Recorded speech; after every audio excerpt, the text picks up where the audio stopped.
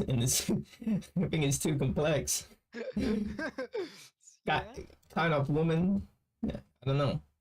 Man, what about like fucking like Takimer? Takma? Takma? Takimer? What's Takimer in? Takma, some old guy that's he's still training. I don't know what he's training for. He's like 50 years old training for something. Man, I could he be was up. good in one game. Man, he's been good at multiple. No, he's a 98. 98. He's high tier. 13. He's top tier, top 3. Yeah. That's I'm trying to think. Is he good? I don't know. 94, 95. Is he even in 94? I don't know. I feel like those games don't exist though. Yeah, it don't exist. He's not 96. He's the first game. He's in 98. Yeah, he's 97. I'm trying to think. Maybe he's in like 99, 2K, something like He's. that. I'm pretty sure he's in 2K. He is in 2K actually. I don't think he's not really used. Yeah. Oh, he's top tier in O2UM. EX version is top tier. Yeah, very good character. Ah, wow. Makes sense if you got EX, yeah. EX Takimer. Takmer. Yeah, that's definitely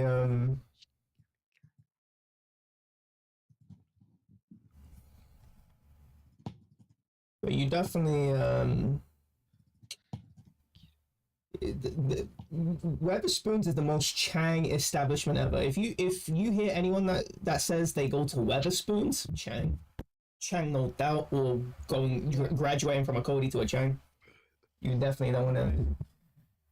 You definitely don't want it. If you end up in a Weatherspoons habitually with any frequency, you know that's fuck. It's inevitable. Chang is incoming. That's a wake up call to whoever you're hanging out with. Why the fuck are we in a Weatherspoons? That's the unfortunate thing, because you'll hear Americans masturbate over pop culture, want to experience it. What the fuck? What you want to do is just go to the Indian. It's like you can find an Indian around the corner. Very nice. That's what you want to fantasize about. It's the fact that you can get all these really nice foods very quickly and easily, efficiently. And so the fact that you're fantasizing over a depressed house, because that's what it is. That's a depressed house where there's some bold red-faced guy talking about how Brexit was awesome and cool, even though he's not benefited from it at all. He has to deal with more immigrants that he hates, and he's got less money in his bank account because economic reasons. Okay, cool. Oh, wait, let me tell you this, actually, because I remember this at work. So my brother said, I remember I asked him, I'm like, see, the thing is, like, around the time I started working my job, like, since I started working there, I've noticed that whenever I see, like, someone, I'm gonna try to discriminate, anyone that's, Southern Asian, whatever, foreigners in general, right? They're always getting their receipts, and they always have their nectar cards every fucking time. What's a nectar card? I know it's like the purple yellow thing, but it's like, what is it? I think when you use it, you build up points, and you use those points for like discounts or something like that. So is that good? That sounds good, yeah, no?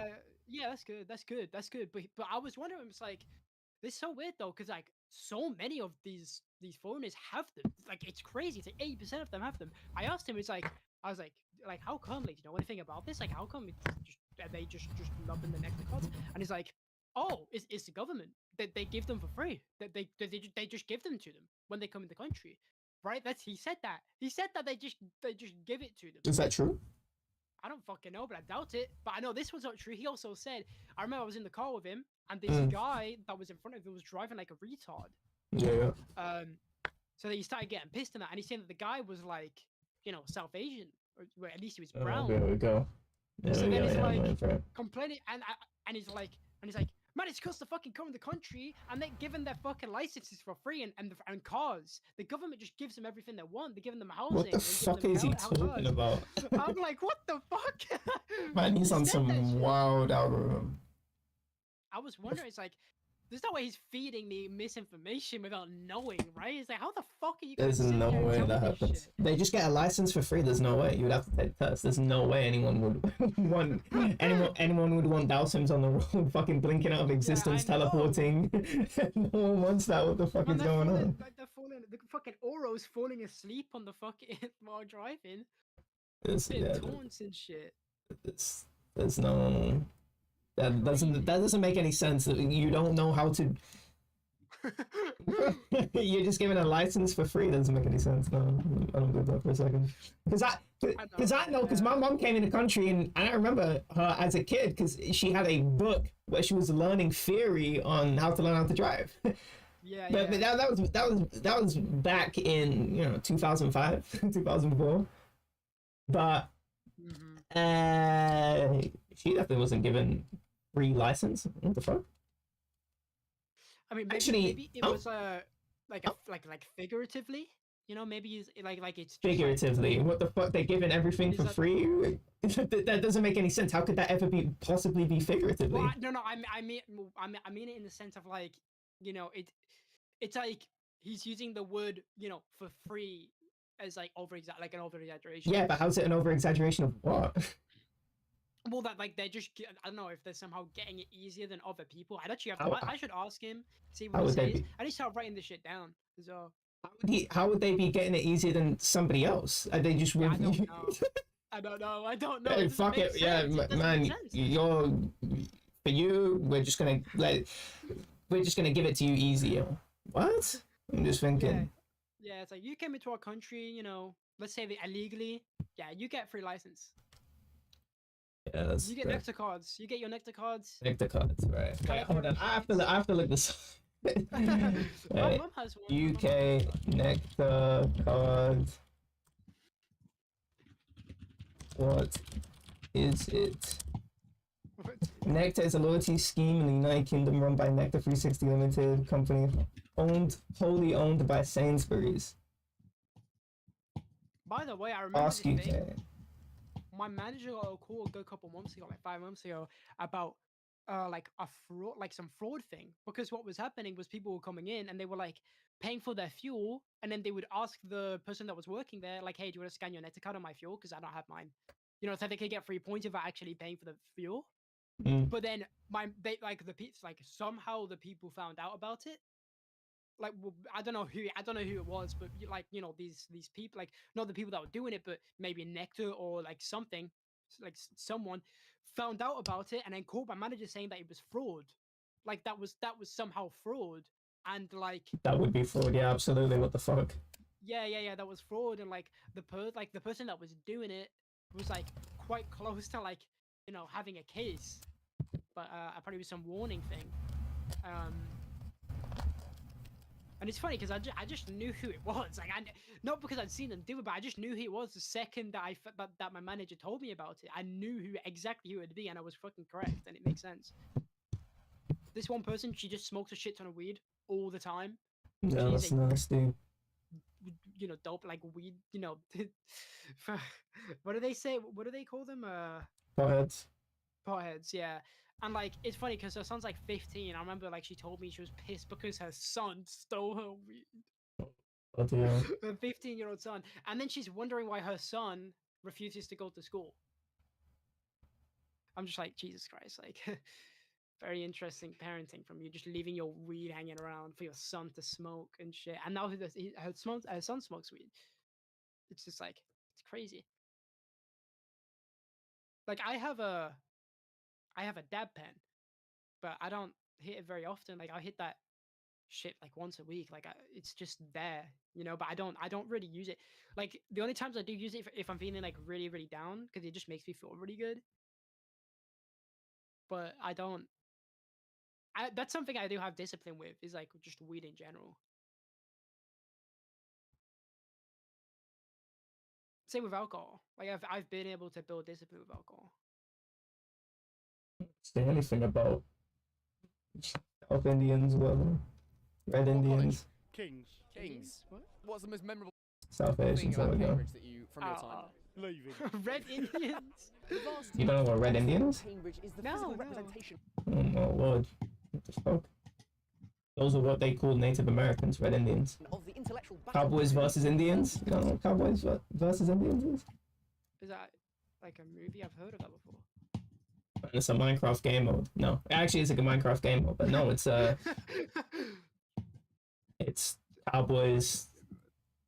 It's when during the Manifest Destiny era of America, there would be colonization happening, and you would have tribesmen getting in conflict with Europeans, and so Cowboys versus Indians is sort of, you know, something that happened that era of American history.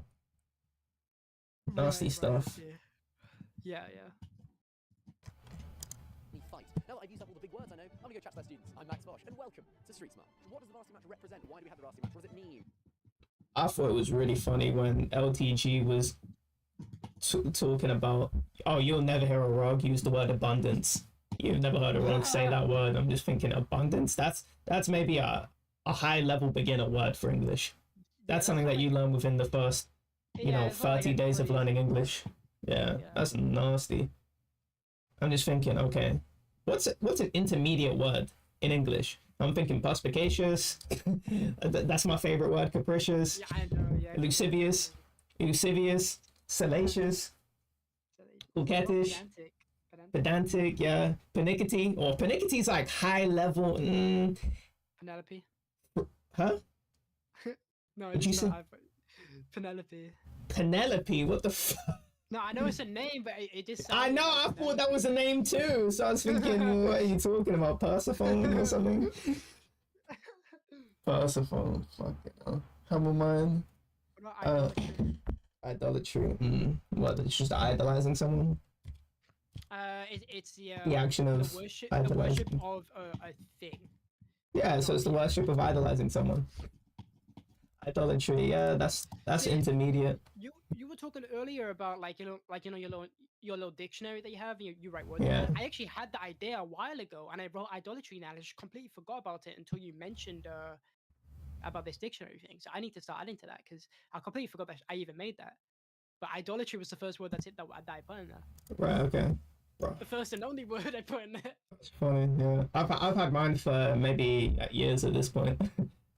No, this was maybe. Mine needs to get making Anki deck or something with those. That's funny. Yeah. That's something I knew for a while, and I used that word wrong so many times now. I didn't know it meant completely something else. It means using something in excess. So you're profligating alcohol, nasty stuff. So is advocate like a low mid tier? Advocate? Huh? Advocate? Is that like a low mid tier, or is that even advocate?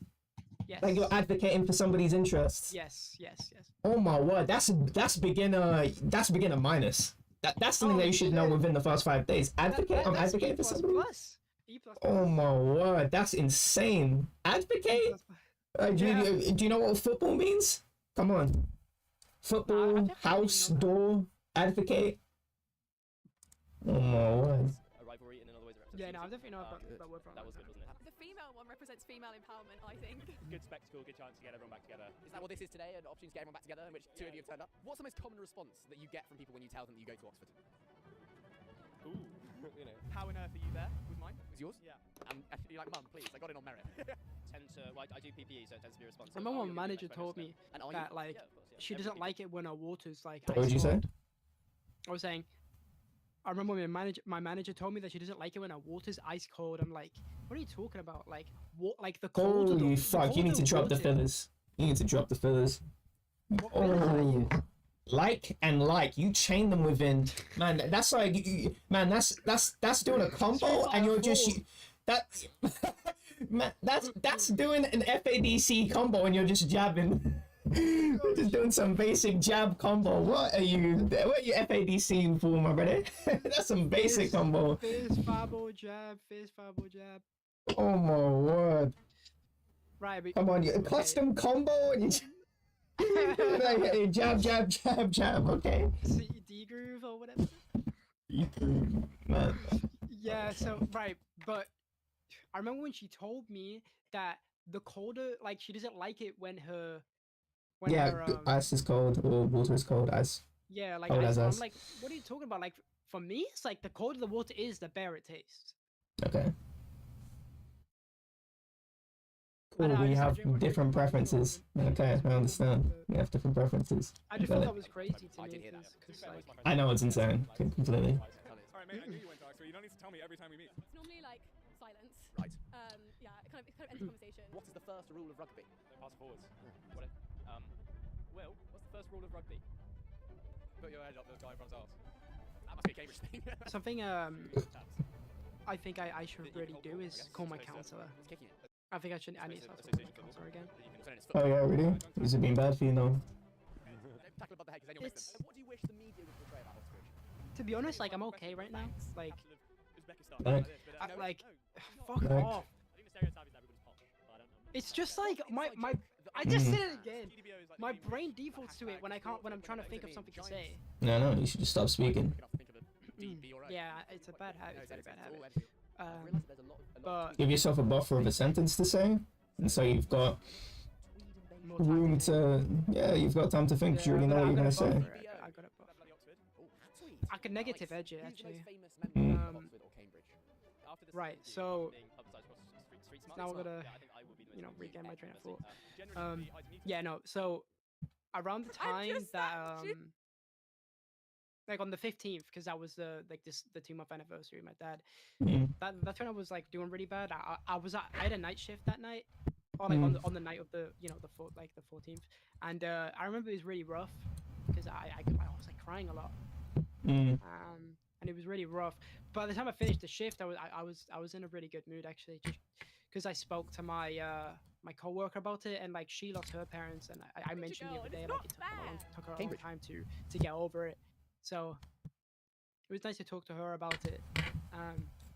But it took me a couple of days after that to like start feeling a little bit better. But I'm feeling alright right now.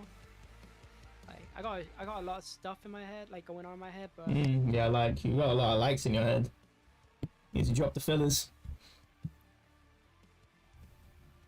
I just think I should talk to my counselor because like that was a fair like no, that was fine. That wasn't even filler. That was a what? That is the biggest filler I've ever heard in my life. I should talk to my counselor because like thinking. It was filler. It was filler. Fine. It was fucking filler. It was filler. But Yeah, you're not Cumbrian. You've adopted too much South in you. You've got too much South. What's happening with I can't you? roll the R's. I can't roll the R's anymore. I am £1.50. I'm £1.50. I got much. I just want some, Jan Marlboro Red. Oh, here's another one. Here's another Cumbrian one. Another. Cumbrianism. I guess it's kind of slang. I don't know. If What was it? probably a different word. People say gan. So Gan? it's like I'm gan to the shop. It's I'm going. To Oh, the I'm shop. going to the shop. I'm But going to the shop. Yeah, I know that It one. doesn't. Yeah, it doesn't always replace going. It replaces gone. It's like yeah, like. Oh, you've James gone is- to the shop. Yeah, James Has gone. Oh, Jan's gone on. Alright. Yeah, that's a big one. Okay.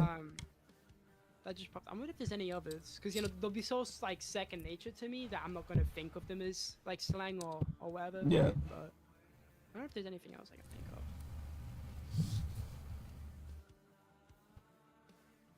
I mean, like "tuh" instead of "to."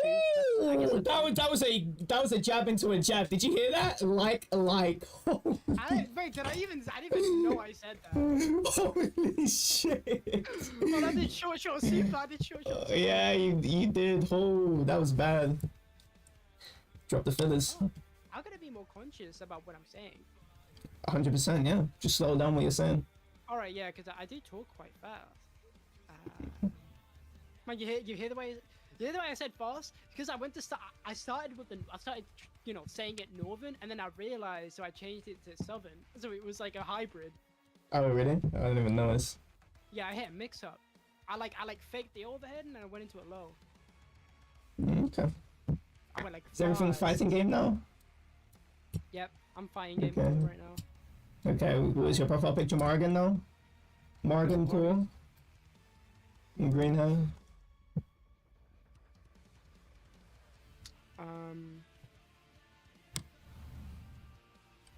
What were we talking about before I had to go to work? Actually, was it? Did we like end on in the middle of a conversation? What'd you I say? don't remember what it was. Oh yeah, we before I did, had to- but yeah. nothing even. Don't care about it anymore. Mm-hmm.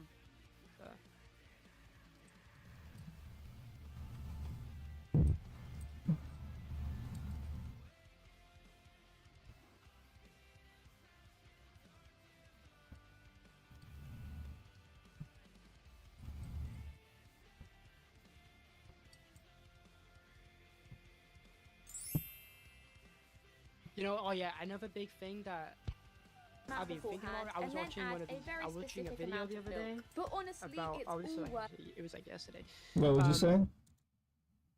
I thought I was watching a video like yesterday, and it was Like yesterday?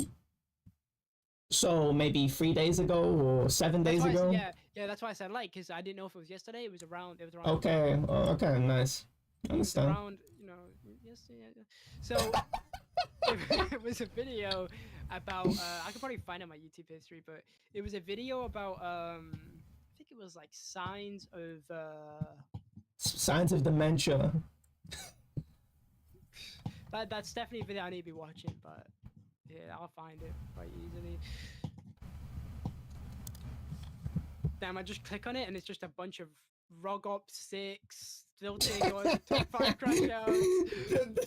That's what my That's all I YouTube see. is now. I've been I watching know. so much of him. Because I noticed it when you were like sharing your screen. Yeah. Oh, it's this video and it's called how your self-esteem was destroyed in your childhood, and it's like signs that stuff like that. And I was thinking about it because in the video it's talking about, you know, childhood trauma and how that can affect your self-esteem, Mm.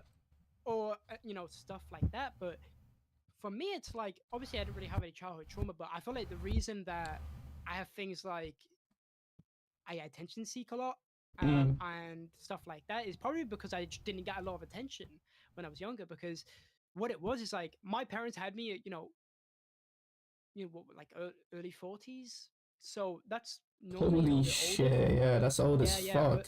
Early 40s. So, but by then it's like, you know, they're all. I mean, they're both working full time, and they'd have to sometimes, you know, get like people to babysit, Mm.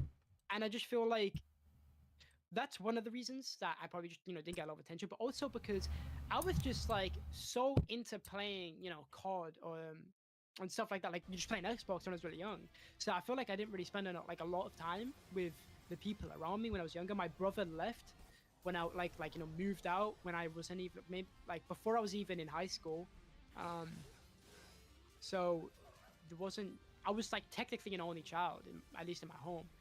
And yeah, like I just feel like I probably just didn't get that kind of attention when I was younger.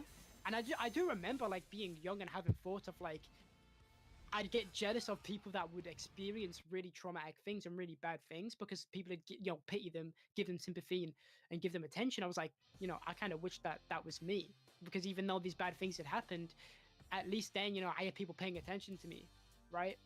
I remember in Zoo, like 2021, 2022, I used to like intentionally do bad things and like, you know, act like, you know, rog out so I would get attention, even if it was Man, you're not negative rugging attention. out. You've never I just- experienced the rug out. Right, okay, not rug out, but you know, I just wanted the attention, even if it was negative. But like, I still do like so many of these things. Like, I still like I've noticed it in like little things I do when I'm, you know, seeking attention, and some of them are super unhealthy. I think for me, because like I've been in a relationship, and it's like a relationship. I'm like, you know, like me and my girlfriend are usually talking, you know, all the time. I'm not like lacking attention because I'm just getting all the time. But what, you know, for example, like right now, because we're not speaking as much, I can see myself kind of wanting that attention. It's like I seen someone that I went to school with, and like I wasn't like, we were like kind of friends, more acquaintances. if Holy anything. shit. On that like button down. Yeah. Okay. Dislike the video. Right. So you right, saw but- your old friend from school? Right, yeah.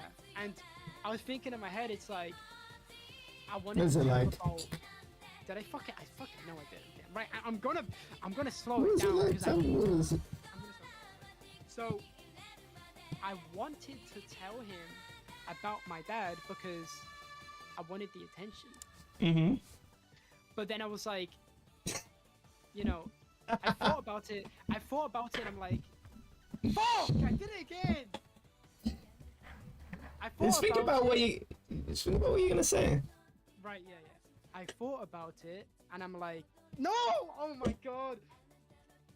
Man, it's the growing pains. You have to do the growing pains, and then Right, you'll no, get you're you'll right, get it you're eventually. Right. Oh, you're right. Okay. I'll keep trying the sentence till I get it. Right. Now it's right. Instead of like, it's right. But Mm. yeah, so I was thinking about telling him about my dad because You wanted obviously the in my attention. head, I'll get the attention, but then I also thought, well, I don't think I really wanted to know that because at the end of the day, it's like it's kind of private stuff, and I just didn't. I don't know. I felt like keeping it to myself. I kind of felt like keeping it private. But like I've How would the done this. conversation even go? Hey, by the way, my dad just died. Well done, brother. I mean, it'd be like, he'd probably come and be like, oh, yo, how you doing? And I'd be like, yeah, like I'm not great, blah blah blah. But I've done that at work where I've had people asking me how I'm doing, or maybe like I've heard people ask me how I was doing or whatever, and I'm like, oh my god, X, blah blah blah, like whatever, and I've said, yeah, like this happened and he passed away, just because I wanted the attention. Right. Okay. I mean, I think it's a very good thing that I'm able to be kind of self-aware about this and say. You think that type of attention is bad? Or is it the way that you're seeking it is just, a little bit too it's a way much? that I think it's a way of seeking it, but it's like I definitely do things that are probably a little bit more unhealthy than that. Oh. It's Trust like me. trying to make people jealous, so then Oh, I'm getting really? the attention. Uh-huh. Yeah, I've actually really hurt people in the past because of trying to get seeking attention. Nice. And I don't even want to tell you because it's like horrible. But Okay. Well, okay. Now the fact that you said that, I'm way more curious. all right, I'll say it, but I won't tell you who it is. I mean, you can definitely have your guesses, but I won't tell you. Oh, I didn't even know it was gonna be somebody I knew, but okay. Lay Yeah. out. And this was a couple of years ago, maybe like 2022. Yeah, alright, So lay it I out. have this private Discord that no one's in, it's just for archiving stuff. Mm. And I invited this individual just in there, just so we could kind of the individual could see what was in there. But my intention, like when I invited them, wasn't, hey, I'm gonna do this thing. It was just, yeah, just kind of why not? They could just be in here. But I had like this really bad. I mean, I guess I'll call it like an episode. I had like an episode, and I ended up like basically like shut up. It because it was a while ago. It's like it's hard for me to really remember. But I feel like it was a mix of like both wanting a bit of attention, but it also being like a serious thing. But then deep down, I knew I wouldn't really commit to this thing, and I like wrote a suicide note in there, and it was kind of like addressed to the person. Okay. That's spooky. And I don't think like I don't even think I've ever exactly had an attempt or anything like that. Like I don't think so.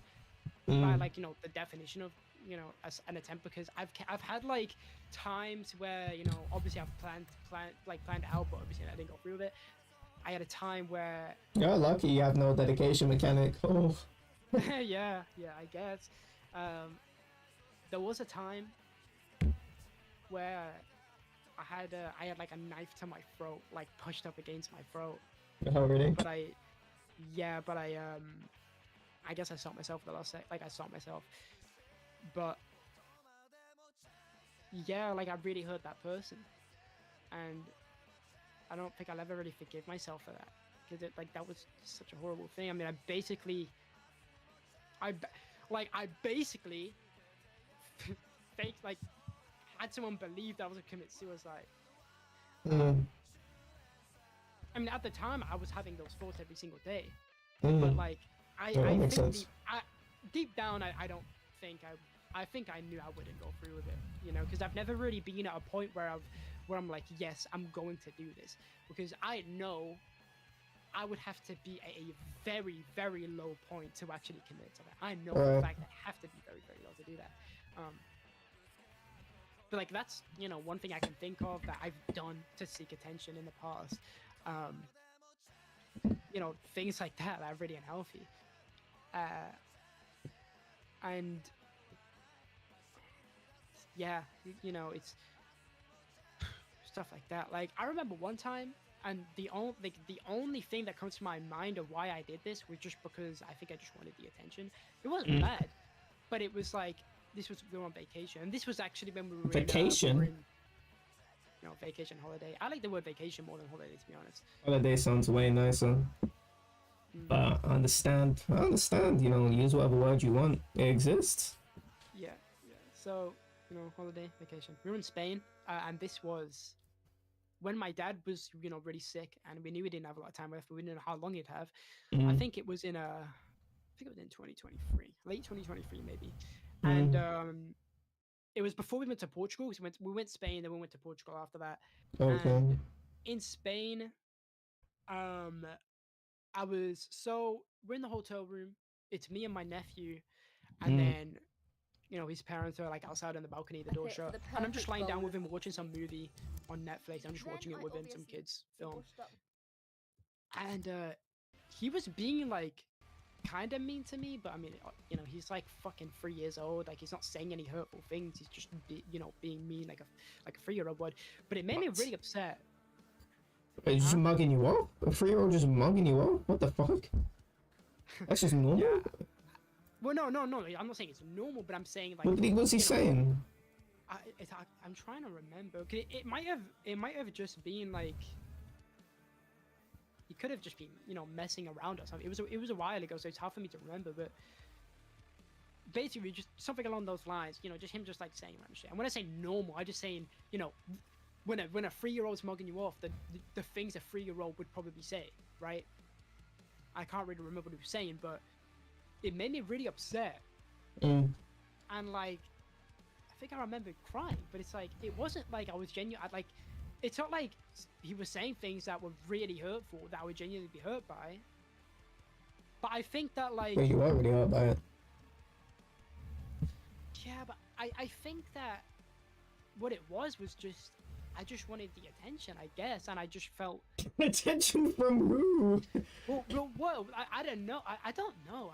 Wait, did you cry in front of other people? I thought you would be secluded. I mean, I think so. They were just, like, right outside. But I don't know. I don't know if I cried, but I remember, like, just being upset about it. And yeah, like, yeah, it's hard. It just happened so long ago. My memory's so horrible. It's really hard for me to remember in detail. But yeah. Also, I've got a long combo here going of no likes. I've got a long combo. I think, unless you've noticed any. What would you say? I said I've got a good combo here going of no likes. Oh yeah. Yeah, dude. You're not meant to be noticing. That's not something that's meant to be noticed. Yeah. Like, what? You don't smell like shit? That's when you're doing well. Oh, you didn't say anything because I'm using bullshit filler words that I learned from bumfuck Americans that don't know how to speak properly. Yeah, from Rogs. No, Rogs. You love that word now. What the? Yeah, no, it's so. What's happening? Oh, I love the LTG terminology. He's so creative with some of it. Yeah, 100%. Yeah, I'm trying to think of any other times I've kind of like seeked attention, in ways that were like, I guess, kind of bad. But it's just something I've done since I was really young. So. And you think it's because you didn't get enough attention from your parents? She had babysitters? But like, especially as a child, just because I didn't have a lot of friends when I was young. Like, okay. I really didn't.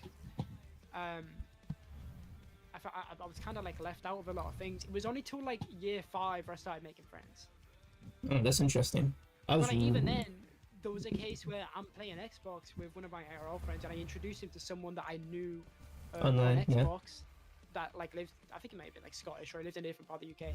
And he, I got like completely betrayed in year 5 or something, where like the other guy that I introduced my friend to just got bored of me, didn't want to talk to me anymore. So they just only talked to my friend, and he refused to talk to me.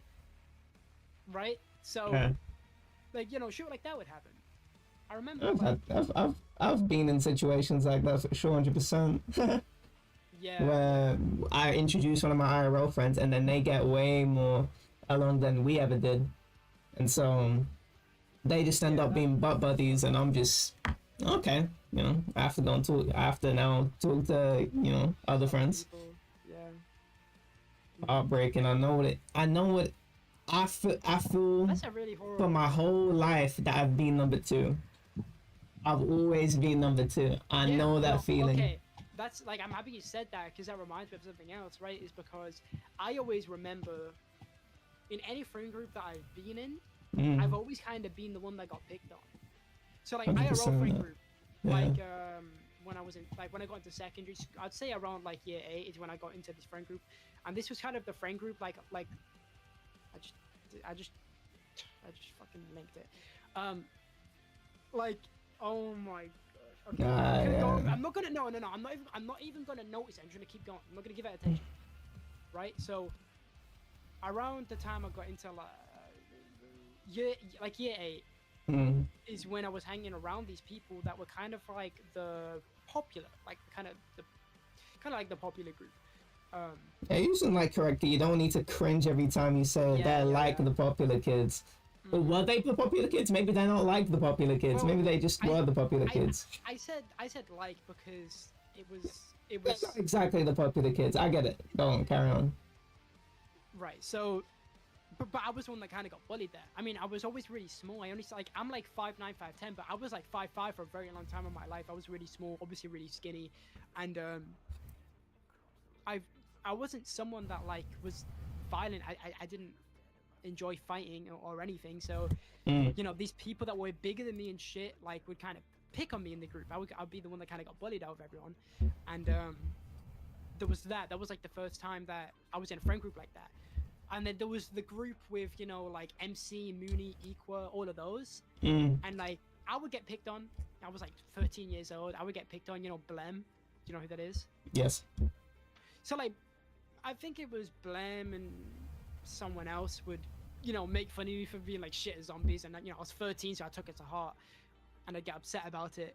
And there was stuff like that. I'd just get like picked on in that group a bit.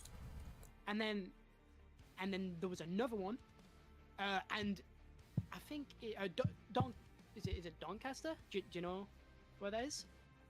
I know that's a place in the UK, probably from the north, because it's got Castor. Yeah. So I knew people from there that I would speak to a lot in like 2020, 2021, and it was kind of the same there. They were like a year or two older than me, but everyone would kind of they all knew each other IRL. They were all IRL friends, and I was the outsider. So. Oh, interesting. You know, they'd known each other for a long time. They went to the same schools and everything. So, you know, I was the outsider and I would get picked on a lot more than everyone else. I try to fit in with them, but like, I wouldn't really fit in. And and then Zoo, and obviously in 2020, especially 2021, I would get picked on out of everyone. I was definitely the one that got picked on the most. So, yeah, like I was always the one that would get picked on the most out of anyone in every friend group I'd been in. And I think that's another thing that really like made me just lack self-confidence as well, is because I started to kind of like realize to kind of like look at myself from a third person perspective and pick apart all of my flaws, and then realize that like, well, now that I think about it, if I'm these people and someone like this just joins my group, I'd probably do the same thing. You know, I wouldn't want to be around that person.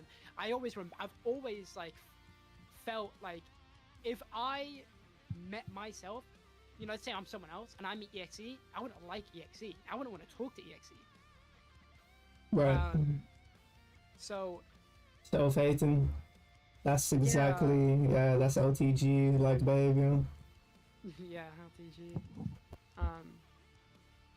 But yeah, I guess there's probably a lot of things that would, you know, be the verdict for why I've always been an attention seeker.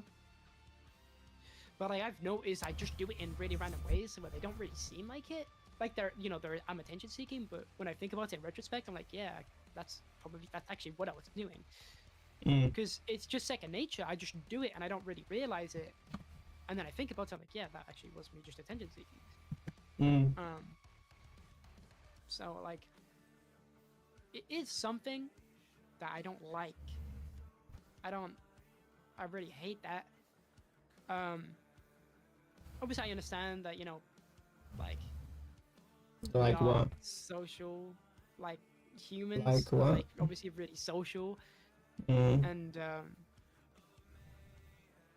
I guess after a while, if you've not really been, if you haven't been social, then you're gonna start to like want attention from people and be social.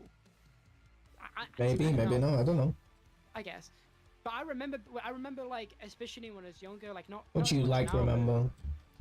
I remember when I was younger, I never wanted to be alone. Like let's Like what? Jesus Christ, I would get on Xbox after school, Yeah. and the first thing I'd do is I'd start inviting my friends to the party. Because because it's like I didn't want to be alone. Like I hated being alone. And That things just might be who weren't- you are. You just want to be with other people. I know, but I'm all, maybe when I was younger, but now it's not really like that. It's just kind of a mix. It's like sometimes I like being alone, sometimes I don't like being alone. Okay. But it was never. I always hated being alone. I never wanted to be alone ever. It was, like when I was younger, late primary school, and for like a lot of secondary school as well. I just never wanted to be alone. So I don't know. I think being someone that was like more of an outcast in my friend groups, but being someone that was a lot more, I wouldn't say extroverted, but just wanted to be around people a lot more than I wanted to be alone, is probably what also kind of made me crave attention, I guess. I wanted to be with other people. I understand that. Yeah, I mean that definitely makes sense, especially as a child. But yeah, I don't know. There's probably a lot of things, so it's definitely something worth bringing up to my counselor. Right. But they did recommend me to, try taking it further, like going to the doctors for like medication. And Did you ever do that? no, I didn't. Because You I are think so they lazy. Well, I think they recommended me to do that like very shortly before my dad died, and around that time is the time I stopped going to counseling. Why?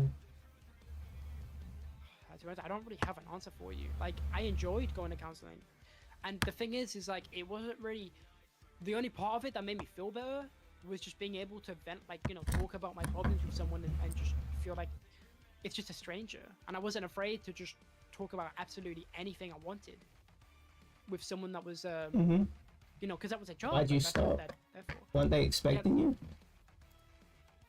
Yeah, I honestly couldn't tell you. I really don't know, but for some reason I just didn't want to anymore. I just had this feeling that told me like, no, I don't want to go to counseling. I just don't want to do it. I just don't even want to talk about it. I guess maybe it would. I don't know. It's hard to say.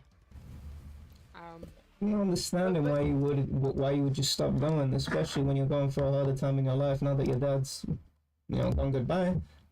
Mm-hmm. What's happening? Yeah. I mean, I want to start going back now for sure.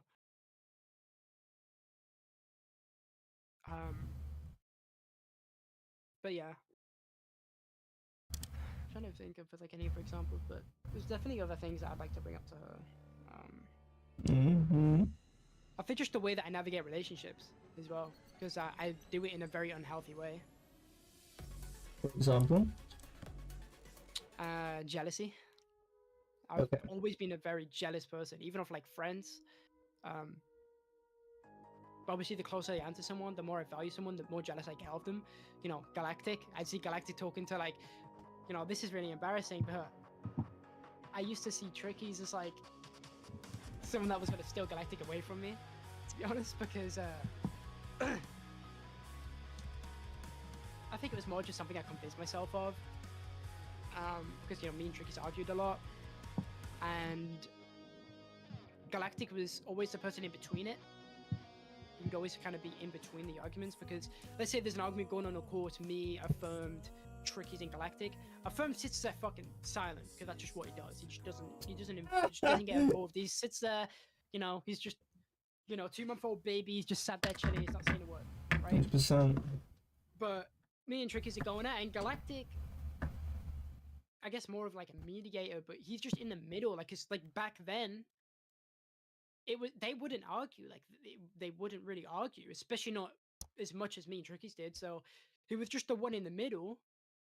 And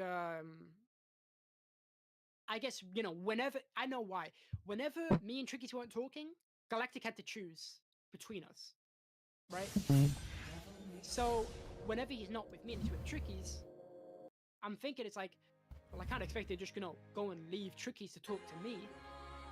And it'd make me really jealous when he's spending time with Trickies and not with me, because I didn't want to spend time with Trickies. So it would make me, you know, really, really jealous that, you know, Galactic would speak to other people, but also probably just because of the, you know, like, I loved him. And he was like a crush, so I got Fucking jealous gay when I boy. see these other people. Batty boy. Oh yeah, for sure, 100%. Yeah. I remember when. But yeah, like, there's that. I've noticed, like, in any, you know, like, actual relationship I've been in with a partner, like I've been very jealous. I get really jealous.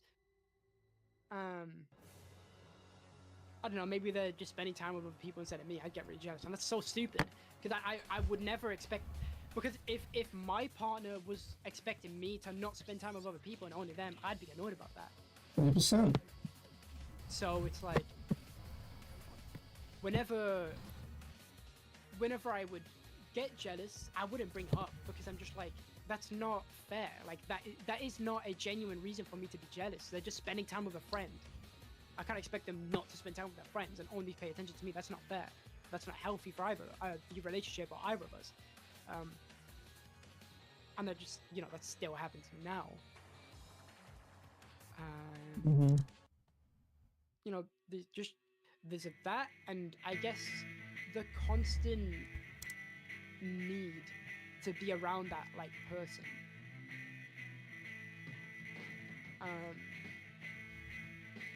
I guess, like, I just always, I mean, obviously there's times where it's like, yeah, you know, right now I want to talk to my friends, you know, right now I want to be on my own, but a lot of the time it's like, yeah, I want to spend time with that person, I want to do things with that person, you know, whatever, talk to them.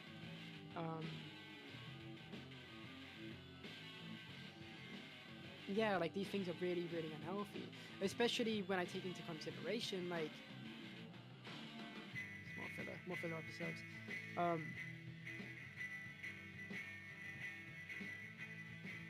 Especially when I take into consideration that, you know, things like self-hatred, where it's like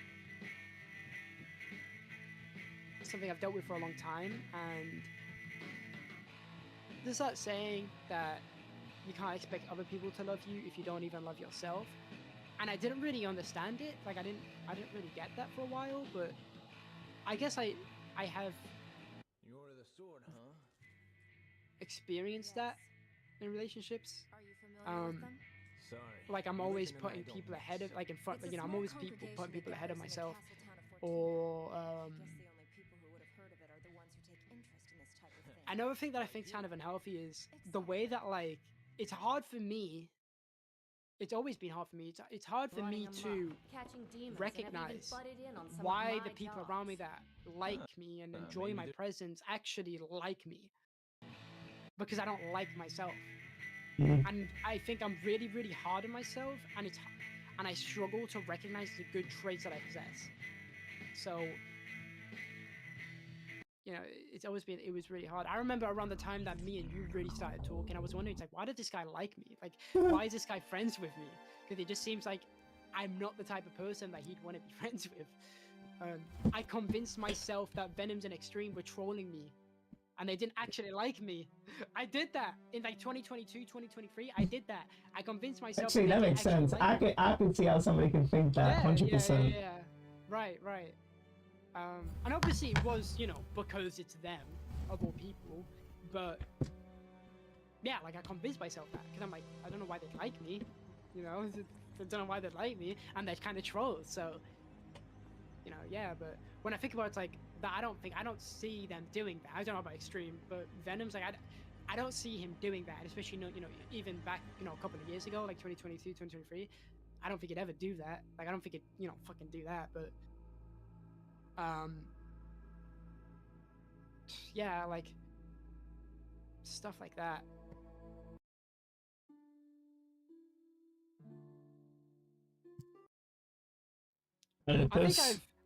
I think the way that I have. I said I need a piss. Hello. Said right. I need a piss. Okay. Hello. All right. Yeah, hello. Take a Wake piss. up. Get the piss Pussy. balls out, man. Get the piss balls out.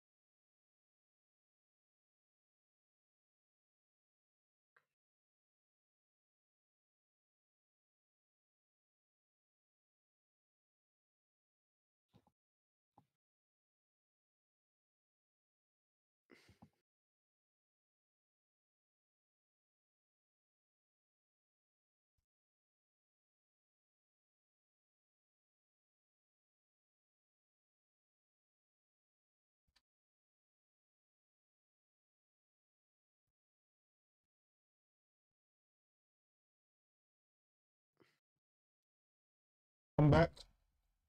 Yeah. I needed to evacuate a spider out of my house, so I actually chopped off one of its legs, unfortunately. Didn't mean to do You that. should get the salt out. Get the salt. So, Make sure you just... call your friend over because you can't pick that up yourself. Mm. Yeah. Okay. We used to be hunting bears, and now we've got salt traps. Not like we didn't use traps. We absolutely did use traps back in the day. I say we. Definitely not the same people. I'm saying ancestors used to trap people. They used to outrun. We're one of the most I think only horses compete with us when it comes to endurance running. We can outrun an animal. And that's how a lot of feed, how we fed ourselves is that, apparently, according to people, that we used to outrun using stamina. we just had better stamina than all these animals. And we also used to trap them too. So I guess traps are... We've been using traps since BO1, World at War. Using traps back in the day. Damn. But nah, that's sad. Killing slugs. Slugs are harmless. They don't do anything. Yeah. Just evacuate them out the house. You shouldn't. I couldn't imagine just that. You only have one life. There is no salvation or nothing. That's it. It's just eternal blackness, and that's it. I would never disrespect a life and go, hey, you need to end because I'm uncomfortable. No, that's disgusting. I think that's foul behavior. I think humans have gotten too,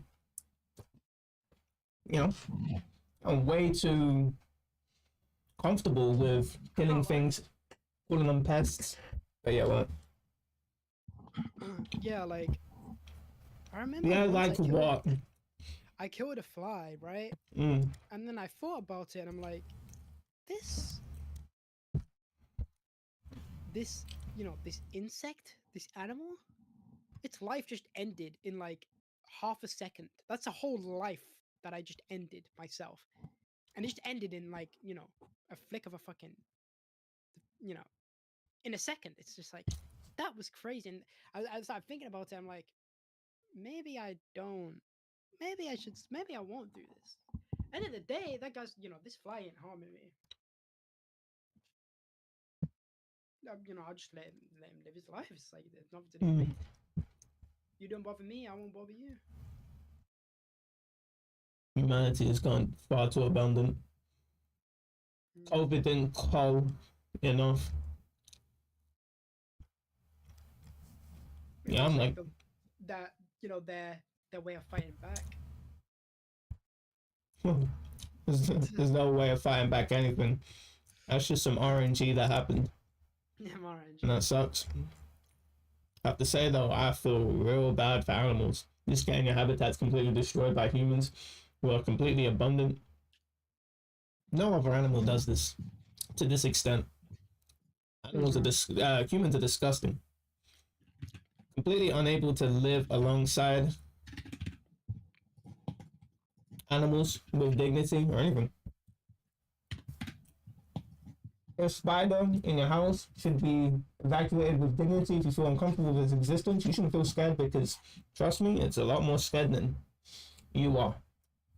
Oh, by the way, what? Did you see Zomba got 240?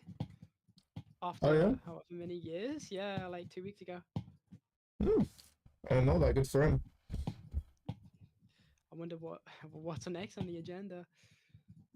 Yeah, the fact that has to be said. No, What's next? never mind. He's playing Ascension again. He's back to playing Ascension. He's been playing Ascension every day since he got 240, apparently. I mean, yeah, I remember when some guy was trying to tell me, oh, Zomba actually did take a break. He took a too long break because his PC was broken. What the fuck? That was an involuntary break. He didn't have I know exactly. He didn't have a choice. Exactly. Yeah. I think some players need to get off the game. Honestly, go and do something else with your life. This is the thing, and I notice this with every player. I'm thinking, how can people just quit something that they really enjoyed? I was thinking, maybe it didn't come to my mind because I thought it was traitorous.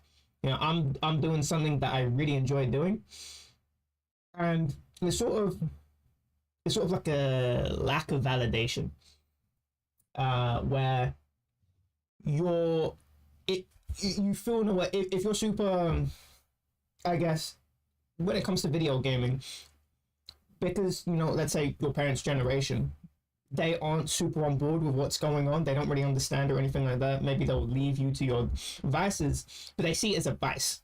And so there is you sort of fight hard to justify, yeah, this is legitimate. This is a real thing. This is actually better than, you know, watching movies, listening, you know, to the radio or whatever you do.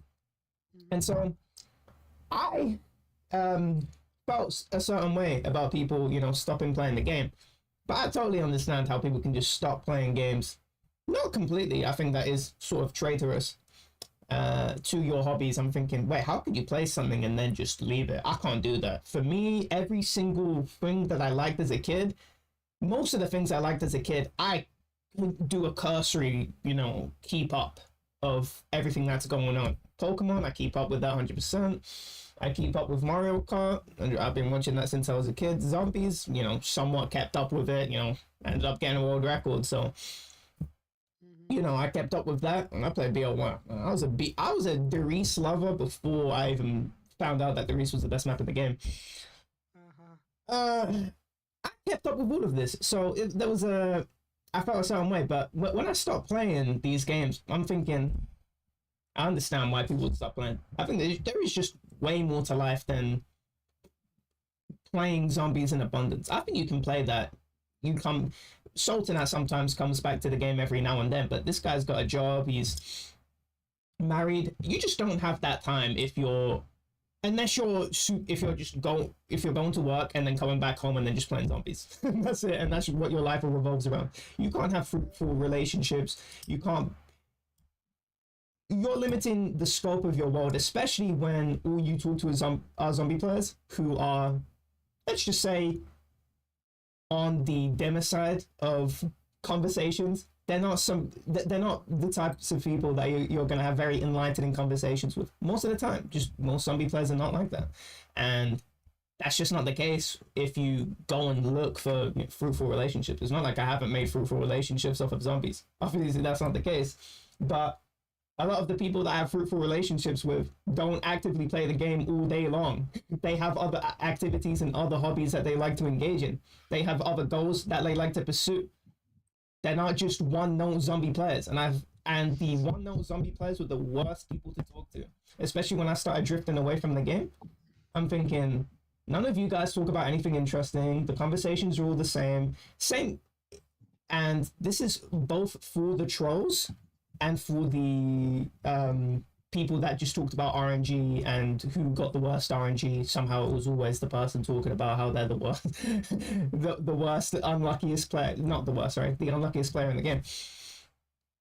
And so, yeah, I think the fact that he's still playing the game after that is sort of, it proves to me that this guy doesn't have anything else. There's no avenues to explore. Because if you knew about other things, if you had a wide scope on what the world is like, what you can achieve in the world, some sort of success that you're pushing for, zombies would be out of your inventory of the things that you want to do in a day. You're going to be thinking, all right, friendships, I want to pursue more fruitful relationships.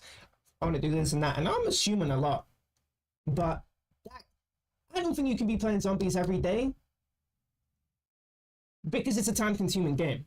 And I'm talking about high-round zombies. I'm not talking about you playing an Easter egg or whatever. That's a little bit different. High-round zombies is super time-consuming, especially when you're playing something that requires a lot of RNG, like Ascension. You're playing that a lot. You are sacrificing a lot. And that's not good. That's not bueno. You need to... I think when you get to, let's say, 40, what can you say to somebody? You know, how's your life been? You know, let's take some inventory right now. You know, what have you done in your life? What are your regrets or anything? What are the challenges that you faced? What have you gained? You're going to come back with an inventory full of, so far, you know, playing Minecraft and you killed a few creepers and that's it. While some other people that explored their different options in life, diversified their inventory. You know, they have diamonds, emeralds, rubies. There's not even rubies in Minecraft, but whatever. They have everything. They have way more to talk about. They have way more knowledge about just things, how things work. Because zombies is a very specialized thing. There's not much you can get out of zombies and apply to other parts of life. And so it's also one of the worst things to go through. It's sort of like, it's sort of a dead end, in a sense. Unless you did other things. Oh, I learned how to edit, and then I was able to transfer those editing skills onto doing something else. And so you end up with just an abundance of nothing. I should say it's the opposite of abundance. You have nothing to show for it. You're 40, you're 50. What have you got? Daddy, what did you do? If you even have a kid, it's, you know, you're like the unk. You have, you know, your nephews asking, hey, you know, what's going on? You know, oh, how's your life looking like? And I'm not saying that to sort of be in the position of, oh, you should feel ashamed because you haven't achieved what other people view as successful. Because success is in the eye of the beholder, of course. If you feel that you've succeeded, for sure. But I think you also need other people's judgment. You can't just be self-centered and thinking, oh, I know what's right, you know, I know everything. No, you don't know everything. And when someone goes, oh, you just did Ascension video games, and then, you know, who are your friends? You know, who do you know? Who are your, you know, what other skills have you acquired? Where have you been? What are your experiences like outside of being on the internet? You have nothing to show for it? Fuck, that's bum. That's super bum. I'd be bummed out. If I was 40, fuck. I just spent so much time playing zombies. I'm glad I stopped playing something as time consuming as zombies, and I spent my time doing other things. Because my relationships got more fruitful. I was more outgoing. Way more outgoing after I stopped playing zombies. Yeah. Just the best thing was not playing that game. And I'll occasionally double with the game. I'm not somebody that has a, you know, PTSD over the game. I know zombie players that spend a bit too much time in the game having a bit of PTSD. It's sort of an addiction, you know. An alcoholic, it's, hey, don't put me near a pub. I don't want to be near a, you know, Chang Fest Weatherspoon. Don't put me near that. Yeah. That sucks. I can't believe that should have been a detox after 240. The fact that he's still on that's unfortunate. I think you need find God at that point. Find Buddha, Shinto, you know, Vishnu, someone, because at that point you need a divine deity to put you on the straight. That's sad. I don't say that as a. I don't like judging people for what they choose to do with such harshness. But I'm gonna be harsh because I came from that. It's sort of, it's akin to LTG talking shit on Rogs. People that are, funnily enough, without him realizing, like him. It's whack. I understand it, and so I have to be even harsher. I came from that. I feel more emotional towards that. Fuck that. You can't be playing that game all day. You need to go and do something else. And that's why I said, if I saw my kid doing something for extended periods of time on the internet or on the computer, your PC is getting thrown out. You have no discipline, no responsibility. I'm just thinking anyone successful in their life absolutely knows how to be disciplined. You don't see most successful people rogging out or codying out, changing out in a Weatherspoons. They're not going crazy. And if they are going crazy, it's on a rare occasion. They're not embarrassing themselves. They're not getting themselves to the point where they're going to embarrass themselves. That's just not what most successful people do. That's what Nepos do. That's what, you know, Cody's, Changs do. They don't. This is you know, dog shit behavior. It's a lack of discipline. And that lack of discipline is leading to negative externalities. Like, you know, for example, poor health defects, but you just poor health in general because you're doing something that causes, you know, cardiovascular diseases to appear inside your body. That's not good. That's not bueno. But also it can make you chang the fuck out. Do you want to go, you know, start fucking smashing all the tables and chairs? You don't want to be doing that sort of behavior. That's what I'm saying. Discipline. Same thing if you're on PC for way too much. Okay, you may gain weight. You may start. It's the famous, gamers don't shower. Well, yeah. Well, where do you think that comes from? Because you're just way too glued on your PC. So, I don't even want to move anymore. And what happens if you're used to that sedentary lifestyle when your metabolism starts catching up with you and you start gaining weight like crazy? Because fuck, that's just how life works. When you're old, your body doesn't work perfectly. And you have a crunched up posture because you don't even know how to sit straight. You have no discipline. Yeah, you don't want to be like that. You absolutely don't. Discipline is number one. All successful people, all the people that I view as successful, have discipline. They go, okay, I'm doing multiple things in a day. They've got that day, thoroughly optimized. They're not getting stuck on tangents of doing nonsense. Oh, I need to play this video game. They're orderly. And this is, you can't fall in that rabbit hole. You can't let anyone around you fall in that rabbit hole. So I will critique that behavior, profusely. Rog the fuck out. But as again, I don't, judging people is partially is poor. At the end of the day, you do what you do, but you have to face the consequences. That's what I say. I don't like Zomba. I really don't. I don't like that. I don't like that guy. I don't. He's lied about me. Zomba Live. I don't like that guy. So I will, I'm holding back. Actually, I don't hate him. I don't feel hate. I don't feel that. I dislike him for sure. I definitely used to hate him. When his name got brought up, I used to be, a little bit on edge. My blood pressure rising. Fuck this guy. But What about Slayer? You hate Slayer? Yeah, 100%. No, just dislike him. I am. I don't. I will say, I used to hate a lot of people, but over time, it's like, I don't think I hate anyone, to be honest. I don't think there's anyone in this world I actually hate. I think hate is way too strong of a word for me to use. I know, exactly. It's just been too long since I've interacted with these people that I can never hold hate in my heart because you're not relevant. Yeah. In my head, you're not relevant. I don't think strong negative feelings. It's more of the case that, I can never, interact you because I just don't, I don't trust you as people. I don't think your behavior is good. And I won't even really talk shit on you. It's not that I'm talking shit on. There's nothing for me. I don't even know Slayer. I don't know what he does, so I don't talk shit on Slayer. There's no need for me to talk shit on Slayer. I'll talk shit on Zomba because he is in excess, in abundance, one of the worst offenders of playing the game way too much and having nothing to show for it. And after 7 years, you finally have one game. Finally, there we go. You have something to show for it. Congrats. Why didn't you do something else? You OD'd way too much. True. And I would say that for anyone. For most men, you shouldn't be doing that.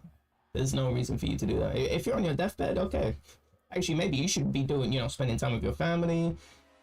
But it makes more sense because you don't have a future. You're thinking different things. But I think the opposite, really. I think it should be more like Walter White. That, you found out that you're going to die. Explore, achieve the things. I mean, he went in the wrong direction, but I adore his vigor to go and achieve the things that he wanted to achieve. And actually, he may be a cautionary tale where he had the vigor and motivation to go and achieve what he wanted to achieve, but he's so tunnel focused that he completely destroyed the relationships with his family, and that's a cautionary tale. And that's why I think Zombies is like, how's your relationship with your family? What's your relationship with all the other people in your life? Because I'm just gonna say, I didn't really have a relationship with any of my family. I haven't talked to them in time. I don't want to talk to them. Fuck you. I just want to do my own thing, and that's not good. That's not good that you're abandoning everything that in your life. And I'm definitely very abandonment focused. I'm a solo lone wolf. I see myself as, that's me. I've always been number two. I've never, actually, I've been number one a few times, but I've always felt number two in terms of, this is not a persecution complex of, I'm so, the world hates me or anything like that. But it's more of the case of, I feel a little bit more of an outsider. I'm just different. I'm the way I speak, the things that I like, it's just different for me. The way I see and interact with the world is just different. So I just enjoy myself. I enjoy the company of myself. I don't really crave that attention from other people. Leave me the fuck alone for the most part. I don't want to talk to you. Yeah. And I've not really had. I used to be a really jealous kid actually. Super jealous, but for some reason that just evaporated from me. It just went. I completely flipped on the inverse. I don't know what happened. Maybe it was when I spent more time alone. I just realized, wait, I don't need other people. I don't really care about that. So I don't crave that attention. I don't know. I have no idea where that went. But gotta say,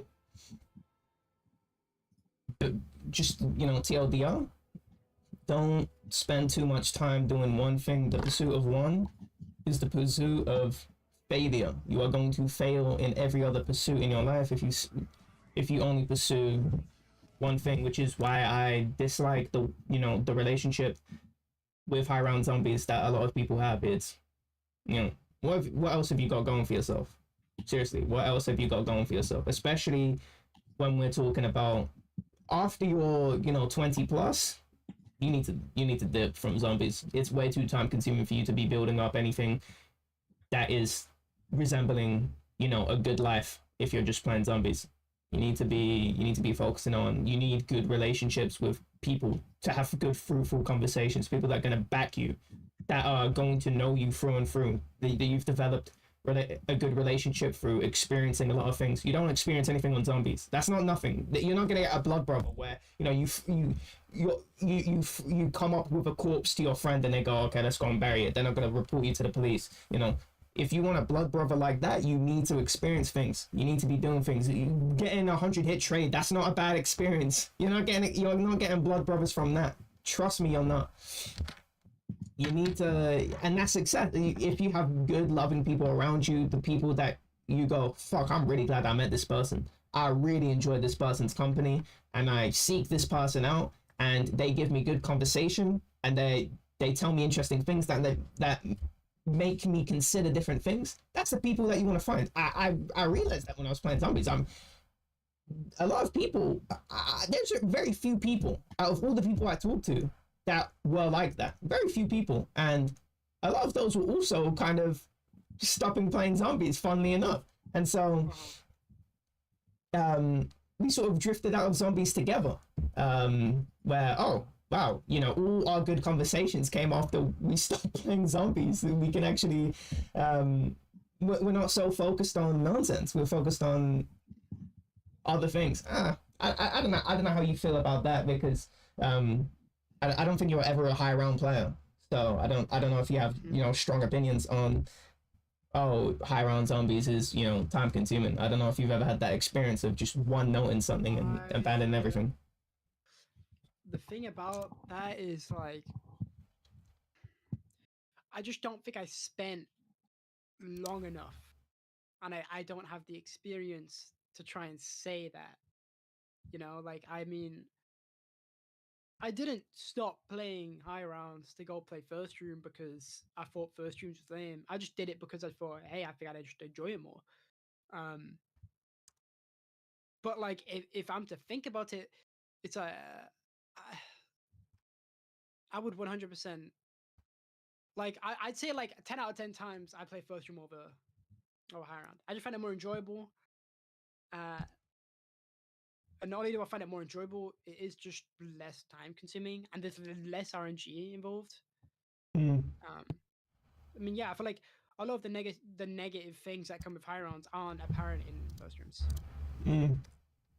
So, yeah, I wouldn't want to. I don't have a reason to really go back to playing something like high rounds. The thing that I'd go the most for is maybe playing like a 30 or so on the reese, or like a 50 or something. I wouldn't go ahead and play. I just wouldn't put my time into high rounds, because it's like, I know how much how much time I'd have to spend and how much I'd have to learn, and it just wouldn't be worth it for me. I mean, I'm not gonna sit here and pretend like I have some eventful life where I'm, constantly achieving things. I'm not. But like, that doesn't mean that I can't be spending my time doing things that'll be better for me, or at least things that I'd enjoy more. Because even if I achieve something, it just isn't gonna like. The thing about it, right? It's like, high round is just, I spend X amount of months getting something. Maybe I finally get, like some goal I want under Reese. Maybe get a 220 or whatever. Then it's like, okay, that's great, but like, now what? I just, I don't know. I just feel like I'd stop caring. I just feel like I wouldn't be able to just keep playing it for ages and ages and ages. But like first stream's just different for me because I don't know. First stream's like Depot. Like Depot's like everything is so fun about it. It doesn't matter what stage of the game you're at. It's always so enjoyable. But I feel like high rounds is so much pain and agony. Like you getting a game up, getting a game and maintaining a game. Maintaining the game's the easy part. That's finally. Woo! Finally, we're. I know, because obviously once you get there, it's like okay, I'm here now. It's fine. It's just down to me to keep it going. But I don't know. For first stream, it's like most of the time, like for like Depot, because Depot, it has a bit of RNG, but I don't know. It's a lot of it's just decision making is down to you.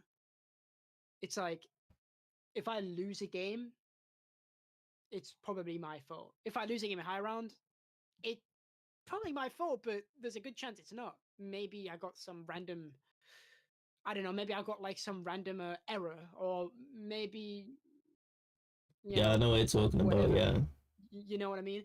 Especially when you're taking into consideration with time, because you can lose a game and you didn't die. You didn't game over, but the game's over.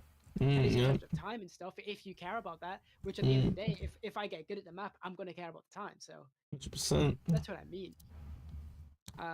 Yeah, fuck high rounds. Yeah, that is one of the worst hobbies to get into. Just also if you just care about having fun, because you can get into so many other hobbies and it's dopamine after dopamine after dopamine. There's no pain. Every game has pain and agony. Every game is pushing a boulder up, but high rounds it's fuck. Yeah, exactly. Because at the end of the day, like I feel like even the reward isn't.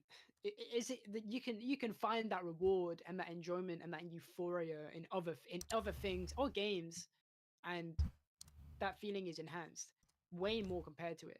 You know what I mean? Let's think of like level 1 run in Elden Ring. You know, not only am I spending my time doing a level 1 run, right, and it's difficult, but it's so fun all the way 100%. through. Yeah. There's not a boring part of that run, right? Because all the bosses are so well crafted. You know, I have options. If I get bored, I can just stop playing. That's it. Or I could just stop playing altogether. 100%. Right? You can't do that with high rounds. There's a gun to your head. Yeah, exactly. Then you lose your game. You lose hours and hours of progress. And exactly. Restart for hours and hours and hours to like. I love how I can just come back to my level 1 run now. It's just there for me waiting. Yeah. There's no bullshit. I was gonna say, it's like it's like there's this is coming from someone that doesn't have a lot of knowledge on the Reese, but it's like what you play BCC or trade strat. Well, I guess you wouldn't play trade strat or game. You just play BCC, unless you want to play like triple trap or whatever. Just hearing the name BCC is so funny to me. That fucking strat name is so stupid. Right. I used to think it was BBC for a while when I first heard it. That's funny, yeah. But it's like, let's look at that. It's like, well, I get bored of doing the same strat. What the fuck am I gonna do? It doesn't matter. The Reese is different. I know. The Reese is super different. Even outside of the Reese, like in general, high rounds, I'm playing. High rounds. What am I gonna do? That's fine. That's fine. On the maps, Black Op. Unless I'm gonna play that strat for the game, that's just not realistic. It's monotonous after a while, yeah. If I'm playing level 1 or I'm playing Elden Ring altogether, I have so many options, so many fucking options, countless options. You know, if I get bored of it, I do something. I do this. If I get bored of playing Elden Ring, do my level 1 run, I'll go play. It's Fire Strike. Yeah, we just play Fire Strike. Just go play a different game. I can just play a different game. Like, the matches are quick. At first, the 5 is not some, Yeah, 10 minutes max. Maybe a bit more max, but That's what I'm On saying. average, it's not on average usually not more than 10 minutes. It's enjoyable. I can play a high level. If you want to play zombies at a high level, you have to spend so much time just getting a game in, and it's finally I'm in a game. Let's see if I die playing this ridiculous strat. Oh, if you want to play a high level third strike, man, Japanese arcade, you got bear man, bear, you've got God, RX RB just shows up. You got bear man that are just gonna fuck you up, man, and you're just playing high level immediately. You touch the cabinet and you're playing high level. That's enjoyable. That's so enjoyable. I love how quick it is. Also, it's like there's never a dull moment. Like you're never gonna be in a situation where like because let's face it, it's like you're playing high rounds. That shit will drain the fucking life out of you, and there's gonna be a time where you fucking rog out, where you go fucking crazy and you freak the fuck out because you because you spent 2 weeks, man. You spent 2 weeks trying to get a game to 70, and you just got that 40 hit trade in the 70s. Fuck, dog to dog. Yeah. Fuck. You're pissed. Fuck. Why did they have to? I remember seeing Luda take him a while to get into games, and he's just in the late 70s getting a 100 hit trade. Fuck. That's the worst. You can get a 100 hit trade on round 206. You can't get a 100 hit trade in the in the 70s. That's just not fair. You can't do that. You're gonna get miss maxes, and you're gonna lose more time than you would have if you got that nasty trade on 206. That's what I'm talking about. Fuck that. That's just so annoying. To say is, even when I'm losing, I'm learning something. I mean, obviously, you can learn from your mistakes when you play zombies, but like, I feel like it's not as frequent. Every single match I play in First Strike, I'm learning something. Even if I'm not consciously thinking about what I'm learning something. I learned something fucking today from playing First Strike. I learned that because headbutt is it's airborne on the first frame. I seen RX do it in a set I watched, so I learned from him. What you can do is that you know the short to unblockable that they use where they do the tackle, they do the launcher tackle ages, the basic unblockable you always see on characters. If you do a headbutt on the first frame, you can get out of that unblockable without having to parry. But I learned that you can use that on the Inago setup, which is another setup, which is a very famous, very strong setup that's really hard to deal with because it has multiple mix-ups, and one of them is a jump roundhouse. It's really difficult to get out of, but I learned that you can do that. You can get out of that setup by doing an headbutt first frame. I learned that from just playing someone 10 times better than me in a mirror match. But if I go play Darius, I am not learning something every game I play. Every other game I play, I'm not learning something. Maybe I don't know it well enough to make that claim. No, you're not learning everything every game, because when your game just ends to some bullshit RNG. Yeah. There's nothing that there's nothing no bullshit in fighting games. There's no bullshit. Yeah, maybe unless you're playing unless you're playing SF2 or something. Right, no, that's just the game. That's just the game the way it is. That's the game as is. You just have to deal with it. It's intended. That's intended. Well, it's not intended, but that's just what the game is. It's not. When I hit the box in zombies, it's gonna be a different result. When the back fist comes out of Chun-Li, that's the same every time. That's the same character every time. There's no RNG. That I just have to deal with the situation in front of me. I know everything that this character can throw at me. The box can throw me fucking AUG, M72 Lorth, fucking crossbow on a map that doesn't even have path. You're gonna throw me bullshit. I'm tired. I'm tired of those. That's the thing. Tired of that. That's the thing, right? Is at the end of the day, Chun-Li is a bullshit character, but you can deal with her. You 100%. Can't deal with 200 bit box trades on round fucking 100. You 100%. Can't deal with that. That's out of your control. But Chun-Li isn't out of your control. You get beat by Chun-Li, that's your fault. That's a skill issue. Get back up, keep playing, get better. 100%, yeah. That's what it's about. You can't beat Radon level 1 no hit. Too bad. That's your fucking fault. 100%, yeah. You learn that fucking boss fight and you do better and you beat that boss. There's none of that with zombies. The zombies fucking loop is, oh, you just lost to something that's out of your control? Too bad. Get 100%. Up, try again. Hope you don't get bad RNG again. That's what it is. But let's look at Depot. It ain't like that. Yeah, maybe you might get the occasional, random bolt, but it's not built around that. There's not really like a major RNG factor. You get bad spawns, too bad. Fucking adapt to it. You can't adapt to box hits. You can adapt to bad spawns. That's the worst thing. That's not the worst thing. That's the biggest That's like the biggest quote unquote bullshit thing about Depot is the spawns. But if you're good enough, you'll adapt to the spawns every time, and you'll fucking learn. You'll learn from it, and you'll do better next time. You know what I mean? Like, that's just like that has to be like the most clear analogy I've ever heard in my entire life. Of like, or at least like the comparison is comparing fighting games fighting games to high rounds, because it is literally just one-on-one complete, fucking it just wipes the floor with it from a comparison. Like in this analogy, it's just like that. Because it's completely skill based. There's no RNG involved. There is no RNG in fighting games. It's all about you. I don't know. Maybe you're SF2 playing, just called me. right. Got I random know. stun, random damage. Oh yeah, that exists. But others say, maybe it's like isn't there's a character. Maybe playing Oro. I don't think there actually is character specific stuff with Tengu, because you get randomized stones, and I think there's different stuff that you can do depending on the stones. But like, yeah, I think it's big. It's like a beginner, like Street Fighter 5, but it is a thing in Third Strike. It's not a big deal, but it still exists, right? It's like that's the worst thing you'll have to deal with RNG in that game. You know what I mean? Maybe if you're playing fucking Dan in Alpha and your DP isn't always invincible or something, like that's all. It's like random shit. You're gambling for an invincible DP on a Shoto. It's like what?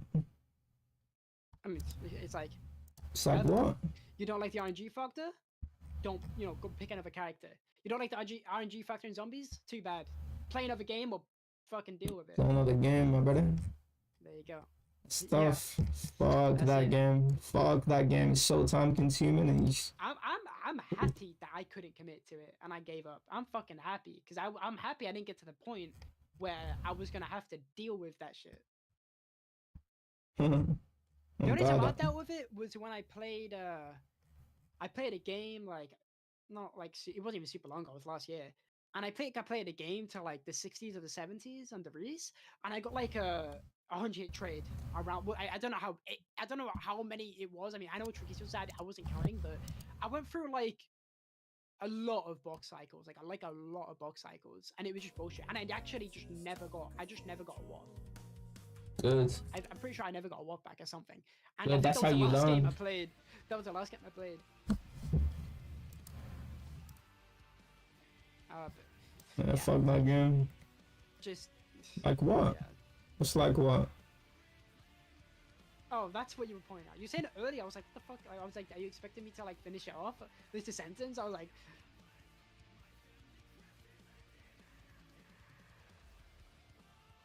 yeah, just play a different game, man. That's what it is. Some people, go through their entire lives trying to find an answer to something. But with zombies, you spend years playing zombies to finally realize you need to just stop playing it. Play another game. That's it. That's the what's the one I'm thinking of? What's the it's like a word, like it would be, that's like the ending. That's the end or be all. Like, what's the one I'm thinking of? I can't remember.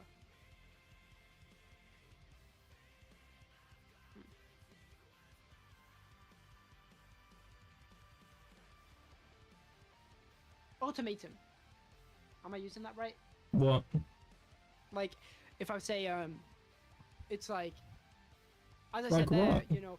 this example I made of, people go their whole life trying to figure something out, but then with zombies, it's like, it takes you years to finally realize that you need to play another game. And that's the ultimatum, right? What? Like, what's the ultimatum? Like, the realization that you need to just stop playing that game and play another game. An ultimatum is something that you give to an ultimatum is something that you give to somebody if you don't do this, I'm gonna do this. And that's your final offer.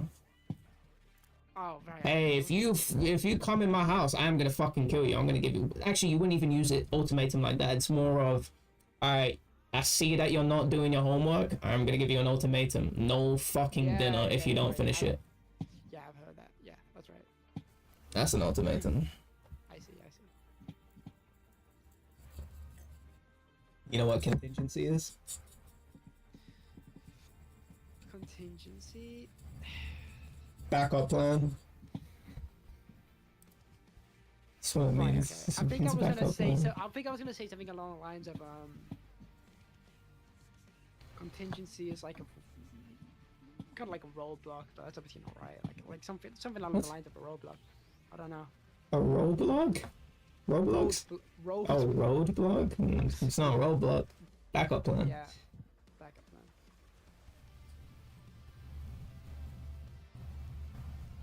That'd be. The reason I know these words is from Call of Duty. Ultimatum, contingency, campaign missions. I'm pretty sure Modern Warfare 2 or something. No, I think there might be a Ultimatum, mission called contingency. Yeah, there is. right? There is, 100%. Yeah, I Yeah. thought so. Yeah. No one. I know there's 2 snows. Yeah. I'm pretty sure it's the first snow one. All I The think down satellite. I just remember the one where you're on the like the jet ski. Yeah, that's No, the down jet satellite ski. one. It's not a jet ski. I know. You mean snowmobile? It's not. Well, Exactly. I'm pretty sure that's what it's Jet called. ski. Yeah. Oh, That. no, I was also thinking of another one without the Spec Ops mission. That wasn't an actual mission. No, the Spec Ops missions are based off the real mission, so it would have been one. You're talking about the one with the M21 or M14 EBR? I don't remember Yeah. which one it was. I think so. But yeah, I that's really could get out of them, that's a real mission. Hmm. Hey, you're talking about the one in the forest stealth. Yeah. That one. Yeah, that's an Act 3. I don't remember what it's called. And will be 2 missions. Yeah, I'm gonna look at the contingency mission. Yeah, I remember this. Oh, yeah.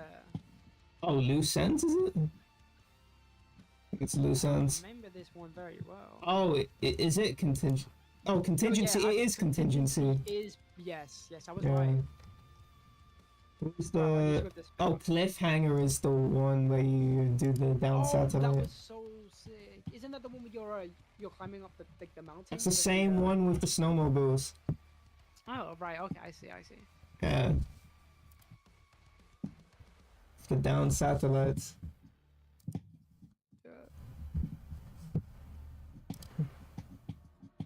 Yeah, contingency is a good mission. Ooh, the one where you're just spamming the predator missile.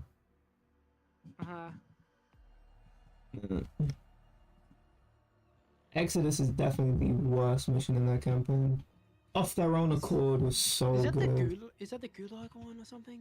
No, Exodus is just the one where you follow the tank through the suburban American neighborhood, and then you find the safe room. Oh, the Burger Town one? No, the Burger Town one's Wolverines. Oh. I'm looking through it. Right, I see. I don't remember this one super well. I've played this campaign too many times to not know everything.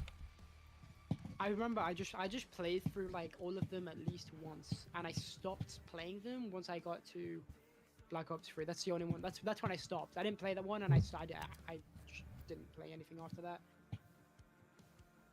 That's the first campaign I was just, nope. Yeah. I can't do think this played anymore. The first couple missions, I'm like, this is. Yeah, same, yeah. I played maybe 3, and I just Right. went, nope. I remember not being able to pick up the guns off the floor. That was just a Yeah. nice, cool thing to try out the weapons in the game. Oh, I'm gonna try out the weapons off the floor. You couldn't even do that. So you just went with the, you can customize your kit, but in BL2 you can customize your kit and pick up the guns off the floor. Get a nice secondary going. I didn't like that. So I stopped playing. It's not like the missions were bad. I don't think the missions were bad at all, actually. I like the one where you were on the train. It was one of the first missions, if not the first mission. I don't know, but there was I'm gonna look up the campaign now. the ones I really enjoyed. I think I Maybe really I will enjoyed. play through the campaign. I should go back and play through some of these because I do own some of these games on Steam. Yeah, I don't I'm have. BF. I don't have MW2. I don't have MW3, but I do have. I have Code 4 and Everyone at War. I remember the first mission because you get torn apart at the end of the mission, Oh, but I don't even remember right. the ending of it. What the fuck? Why is FF7 updating? Okay, You get ripped up by the end of the campaign, and that's where the campaign ends. Did you like those? Because I know a lot of people like that campaign. Not particularly.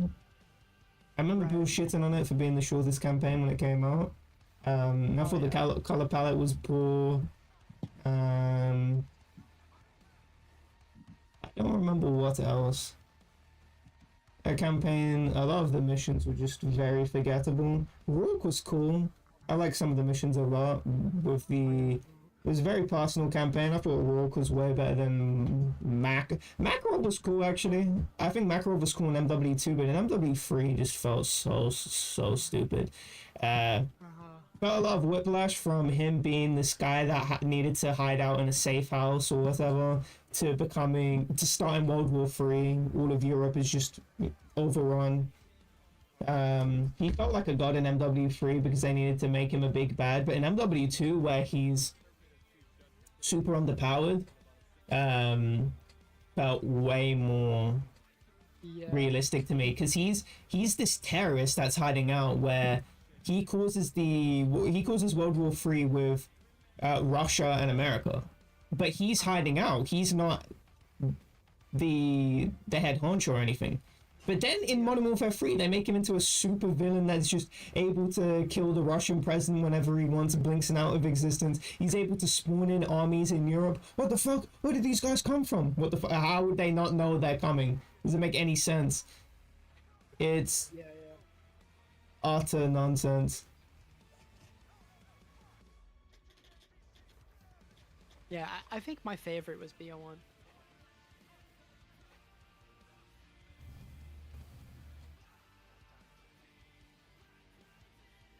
I can't believe.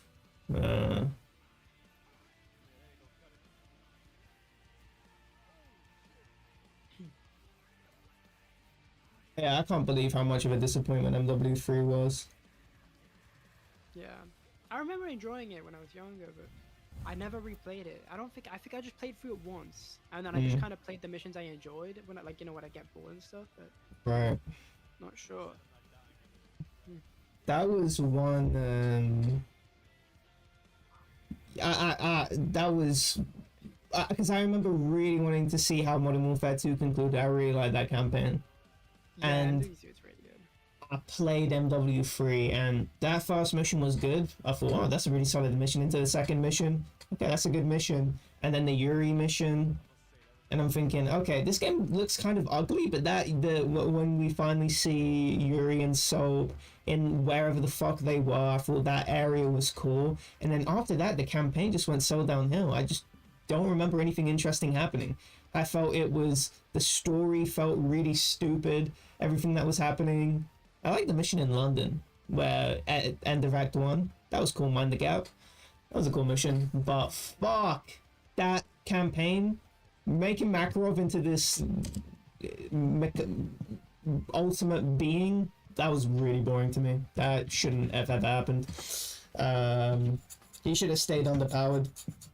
But they needed to do that because they wanted to have this grandiose villain and then have this. The death was so disappointing. They just did the same thing as Shepard, where, oh, it's like a frantic. It's two guys going up against this one supervillain, but the supervillain feels so strong that you need two guys to really beat the shit out of him. And then he dies and Captain Price smokes his fag. I didn't give a fuck at that point. We've seen. You think about.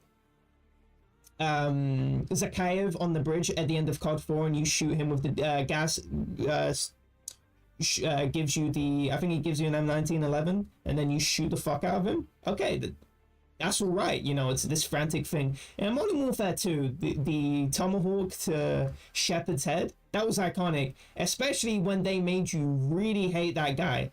specifically after loose ends where he kills Ghost and Roach, you really feel vendetta towards him. Makarov, I couldn't give a fuck at that point. He was already stupid to me. It's a very stupid character, and the fact that he just dies in the same way as Shepard, nah. Sorry. They did the same thing 3 times in a row. The second time it was cool. I could overlook that it was the same thing, but the third time that was pathetic. I can't stand what they did. I still feel robbed. I want the true Modern Warfare 3. I remember looking into Modern Warfare 2. Apparently, the guys that made Titanfall were a lot of the ex-devs were from the Infinity Ward that worked on Modern Warfare 2. So I was thinking, fuck, you know, we need to get these guys back together and for them to make Modern Warfare 3 the real campaign. I want to know what it was like. Fuck, that was so disappointing for me. Fuck that color palette. Fuck the guns. I like the guns more in Modern Warfare 2. Yeah. Fuck, nah, I think the guns are good in Modern Warfare 3. I don't have a problem with the guns, but just prefer Modern Warfare 2 campaign. The campaign looked better, the environments were cool, the characters were cool, the emotional scenes were better. At the end of Act 2, off their own accord, where you walk up and you're stuck in the intro to the campaign, you don't have the briefing, it's just a like when the TV's in you know, like the pink, white, blue, whatever weird pride flag that comes up when there's like an error warning or whatever on your TV. That's what the intro is what the fuck is going on. No briefing, no nothing. And you start underground, everything is shaking, you don't know where you are, and then when you walk up and you see a fucking black red sky with the White House completely fucking destroyed, that was impact. Modern Warfare 2 had crazy impact. It made things look apocalyptic. All of those missions going to put the flares up. That was the end of the Rangers campaign where you put the flares up on the thing because they were going to carpet bomb the entire the entire DC and because they thought the battle was lost and they didn't want the enemies to have the White House because that was, you know, shame. And so the Rangers end up clearing the area, but they're going to get carpet bombed anyway, and they need to show that, oh, we took that shit. That was a roller coaster, because if you remember the heli at the end of off their own accord, the helicopter crashes and you see and then you skip onto the contingency and you launch a nuke over America that blows up, and you see it from the perspective from the ISS, the International Space Station. You're in space, and then you get completely killed as the guy that you're playing as, and then you go back into playing as, I don't even remember who you play as in the Ranger campaign. I think it was Joseph. No, Joseph Allen was the guy that went into CIA and then died by Makarov. But it causes an EMP effect and you lose. I remember as a kid I was thinking, why is the holographic not showing the red dot? What the fuck is going on? What's wrong with my game? I thought there was something wrong with my game. I had no idea. That's what it had an EMP effect. Like the whole city goes silent. I love that part, and you're just wondering. Oh no, you see things falling out the sky, and then things get really quiet. You're walking through the city, and then it sort of starts building back up when you get the call saying, "Oh, you guys, we're gonna get carpet bombed. You need to go up on the roof and say, hey, we're still here. We cleared this shit out." That was so sick. That whole free mission arc was so good. I love that. That was Modern Warfare 3 never had anything like that. I didn't feel anything that was akin to the storytelling that happened there, where both of the missions are sort of having symbiosis, where one thing is happening here and that's affecting the situation going on here. Also, like when you remember the reveal of Price.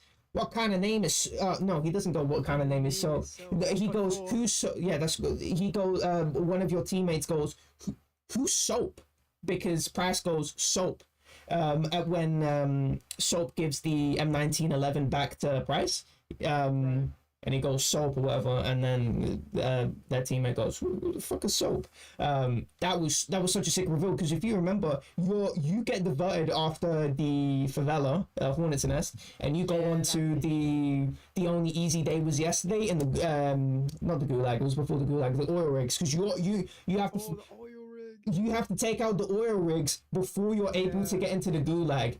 And I remember it's just like a build up. It's the music was so good. You taking over the oil rig, and then you can it felt like a storyline, as in one day you're taking out the oil rig, and then you it's like the same mission, but you're obviously it takes place in another mission. Now you're on the oil, now you're taking over the oil the gulag, and it feels like those progression is, I did one thing in this mission, and then that allows me to do another thing in that mission. You had to take out the oil rig for you to be able to go and take out the gulag, and then when you're taking the gulag, you're just flying around shooting people on a medieval castle. And then the briefing that Soap gives, where he's saying, they used to send criminals, this existed since like the 13th century, they used to send criminals back here, but then it used to be every regime's every person that they could capture but couldn't kill, they would send to the gulag. I love how they say things so poetically, and then the mission starts, you're fucking gunning people down with your M14 EBR, when you're flying over some medieval castle, and then you're making your way down. They have all these riot gear because they're prisoners,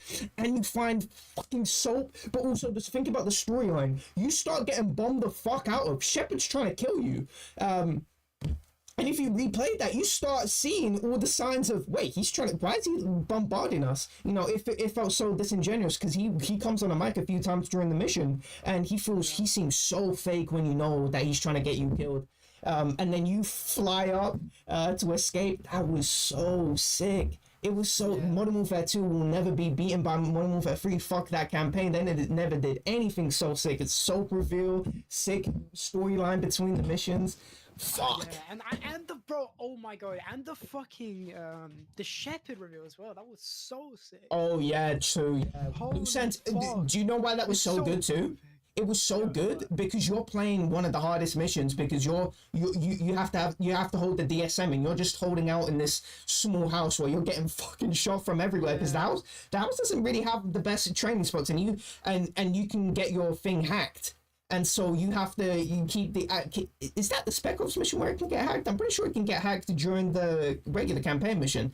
But it's a long, arduous test of just you being able to hold down the house. And after that, you're exasperated. It's fuck, I'm tired. That was hard, that was difficult, especially you're playing on veteran. And you have to defend it. It's not the easiest thing. And then it's finally, we're out of here, and then you just get that gut punch. It's like you're climbing Mount Everest, and it's like, fuck, finally climb Mount Everest, and you just found out your goal cheated on you. Fuck. Why did it have to go like this? That was the same thing. It was an arduous process, and then fuck, you just you get the music, the everything, the slowdown. Shepard just got throwing the fag on you after he puts petrol diesel on you. That was awesome. Everything was awesome. Yeah, what do you think about BO1? I played that a fuck ton, but that's because I didn't have my other COD games with me at the time. So I played that a lot, and then I kind of forgot about what happened in the campaign. I know the general story, and I've played the first few missions a lot. Gameplay-wise, I don't think it's as enjoyable as Modern Warfare 2 for sure. The campaign missions were definitely longer too. The story is so crazy. It's so Is it really that crazy? I think I'd say so. That huge reveal of Reznov, and the way that he was never actually there the entire time. It's just in your head, but it's so well played out in the game where you would not think that because he plays such a major role. So when you finally get that reveal, it's like, oh my fucking god, that's insane, and I wouldn't call a story good just because it has a good reveal. I just think the build up from the very beginning is just really, really good, really, really good. But I can't remember much about the gameplay. I can't remember much about individual mission. I've just been watching a playthrough in the background, but I don't know. Like, there's some of these I just don't remember. I definitely remember BO, a lot of the missions on BO1. If I'm shown them, the first few missions I definitely do remember. Oh, there was that one where you're escaping. Was it The Vokuta, yeah, that's the best was mission in the campaign. so sick. That was so fucking sick. Yeah, that's probably one of the best, if not the best mission ever they've made in COD. That was very good. That was incredible. Step 1, secure the keys. So good. Yeah. You have the slingshots as well. You're shooting those, whatever. I don't even remember what you were shooting. Some crazy asteroid shit, Helicopter like, or something. Or the different. There was like slingshots on the roof, and you're shooting this massive explosive. I don't know. Yeah, no, I think you're just shooting different enemy locations. Something. Yeah. Well, You get the death machine too. Yeah, that was. That was a godlike mission. there was a T-gun in the campaign, if you remember those. I know, yeah, in Kowloon. Yeah. But you don't like World at War much, do you? No, I thought World War's campaign was bum. I don't like the story. And that's a failure to represent the Pacific Front. I think Call of Duty is like that in general. And so I enjoy the campaigns that are more of, yeah, this is just made up nonsense. This is not real. This is just, we're going to craft our own story with our own characters. When you try and depict the war, I think you need to do it seriously. It's not just some bum nonsense. You have the psychological war crimes, psychological effects on the soldiers, what happens after the war, all the rapes. That's my ideal. If you're not showing that, I think you're a failure to show what it's an actual war. You have to do due diligence, and it completely doesn't do that, and it's not fun. On top of that, there are some missions I like, but man, the first mission, that was probably one of my favorite first missions, really if not the best first mission I've ever had in a COD. I was traumatized by that shit. What? Are you talking about World at War? Yeah, World at War, yeah. The one where they're brutally beating that guy. He was like tied up. I was really young when I played this. Yeah. And then he burned him with the cigarette as well. Yeah. That was fucked. I remember like being really traumatized from seeing that. Because but the first time I ever seen it, I must have been 5 years old, 6 years old. Right, okay. Because obviously, like, I would play on my brother's Xbox. Mm. I wonder what year that was. That would have been like 2011, around the time BO1 came out. Because I remember we play SND split screen when BO1 was still new. Oh, that's interesting. No, I was never traumatized by anything. Yeah. At least anything that I saw on the What game. about that one mission with Reznov? You know, the sniper mission. Yeah. That's also a really good mission. You can't play that on co-op. I know that's the first mission you meet Reznov in. This first Reznov mission. That's a very good mission. Yeah, everything about that mission was so perfect. The storytelling from the beginning, where he's sort of guiding you. You're getting burnt out by flamethrowers in the house. You have to do the 1v1 with a sniper, and then you regroup. Oh my god. Yeah, and then you regroup with some Russians, and you have to assassinate some high-ranking German official. And then the way he laughs and the game slows down when you shoot him, he goes ha ha ha ha. I don't know. He does a really nice laugh when you headshot him, or just when you kill him. And yeah, that was a really good mission. Everything.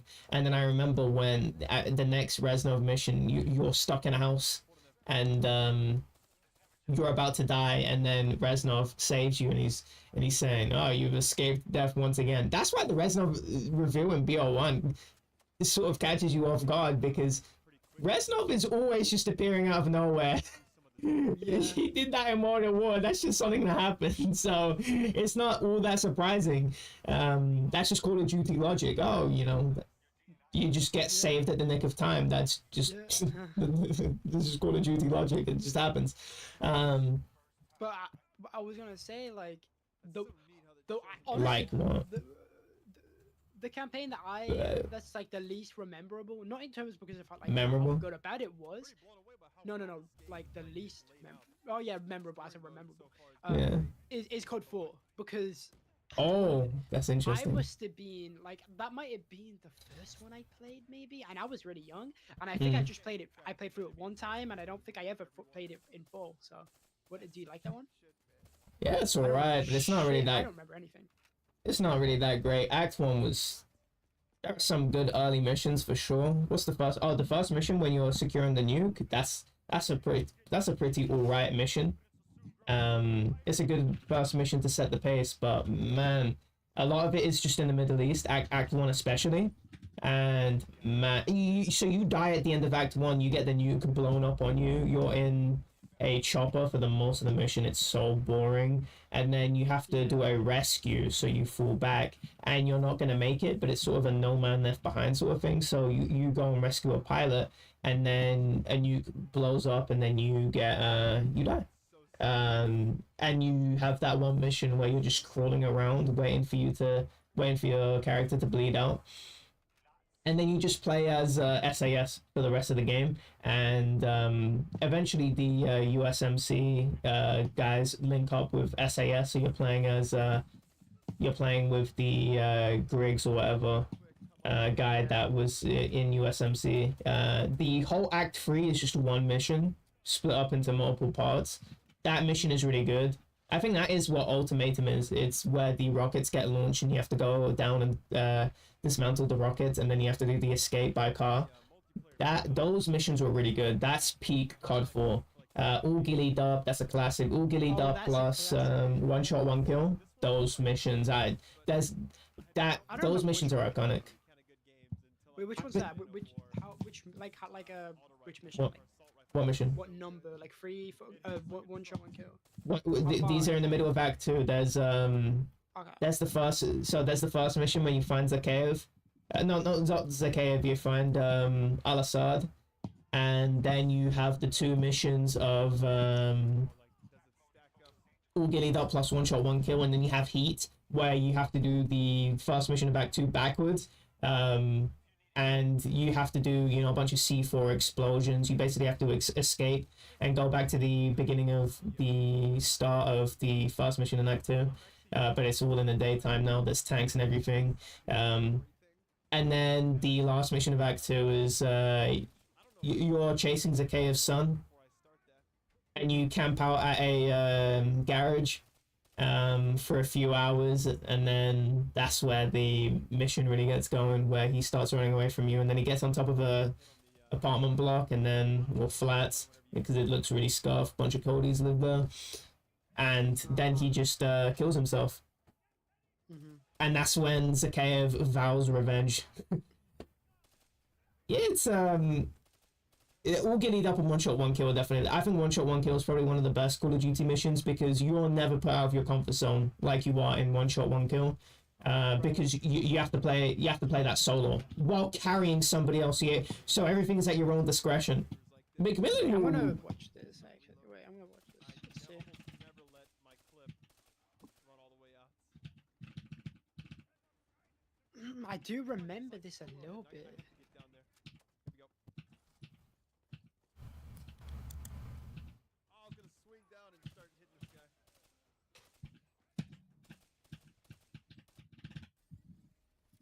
I should have it right there. Yep. But wasn't there something similar in MW3 where you're carrying, like, was it Yuri, where you're in the building or something, and like they know and they explode it and you fall down the scaffolding? Do you know what I'm talking about? I know what you're talking about. They explode it and Thingy's wounds open up and Soap dies. Oh, that's what it is, yeah, because Price, I remember that, because Price is screaming on the table and like, yeah, we have to, they had to go. And then Yuri gets knocked down into a basement, and he has to deal with his past. And you see a COD 4 and Modern Warfare 2. You see him get into the same car as Zakhaev. He was there back in the day working with him. Yeah, that was definitely a really solid mission. At least that part of the mission was really solid. But apart from that, I really like the castle mission too in the dark, but it's just not the same as Gulag because you don't find Price. There isn't that prelude to it where I like what I think Modern Warfare 2 did narrative, physical now. I don't even know what you would call it, but sort of one mission would lead into another. A lot of it worked like that. You would have I don't remember what the first favela mission was called, but then you had Hornet's Nest, where it's a continuation of that mission, but you play Wolverines and then you go into that mission, or maybe it's Exodus. You play that mission, and there's sort of that narrative of, okay, this happened and now this thing is happening immediately after. I really like that. I think that's really good, especially with the whole Gulag coming after you beat the oil rig. That was cool. I really like that. That's awesome. Yeah, yeah. And Modern Warfare 3 completely... It has that in Act 2, but I thought Act 2 was the worst act. I think I always replay Modern Warfare 3 until Act 2, and then it's just a bunch of missions in Paris that blend together. They're really uninteresting. Yeah, didn't enjoy it. And then I remember the Eiffel Tower falls down, and I just didn't care for it. Oh, I remember that one mission, I think, where you like this, like the guy recording with the camera, and then like his child and his Yeah, that's the end of Act 1, Mind the Gap. Yeah, yeah. All I remember is that.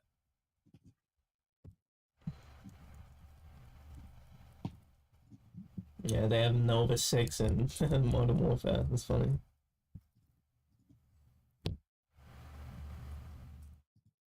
BL1 had some really good storytelling in terms of the characters. I think the characters, you gave a fuck about them way more than I ever did about Modern Warfare 3 characters. Price was the only guy really to give a fuck about, and same with Soul, because they came from the previous game, so they had a lot of time to get established. And they have that weird chemistry that other characters just don't have. I didn't give a fuck about anyone in the Rangers. They were always the throwaway. They would always put Americans on your team that you just throw away, that you had to play as. I just didn't give a fuck about any of the Americans. But Ghost was cool. When Ghost's most memorable moment is getting killed, funny enough. Does anyone actually remember what Ghost does apart from getting killed? I don't think anyone does. That just gets killed and that's it. I'm trying to think what else. But BL1 really establishes its character. Woods, this really aggressive fuck. And in BL2 he gets even better because he's in the wheelchair, just talking shit. No, but that's that one mission where you go like the rescue mission for him, but he's inside the container. Yeah. That mission was good. That's the first mission. I don't remember BL2 very well, but already, yeah. Yeah, that's the first mission where you have to carry Woods around. Yeah, and everyone is dead, rotting in this container on the ship, and then he wakes up. Yeah, Woods just starts grabbing on you like a maniac. He's such a maniac in BL2. I love him. He's so good. I actually was doing a veteran run of World at War. I think I got around halfway. I think I'm gonna go through and play all of these games from start to finish, like in order. All right. Because it's been so long, and I played through them at least once, but I don't think I played through a lot of them. My most played one was probably MW2, for sure. But that was more me just playing through the missions I liked. That's what I would do. I wouldn't actually like play through the beginning and go through it. So.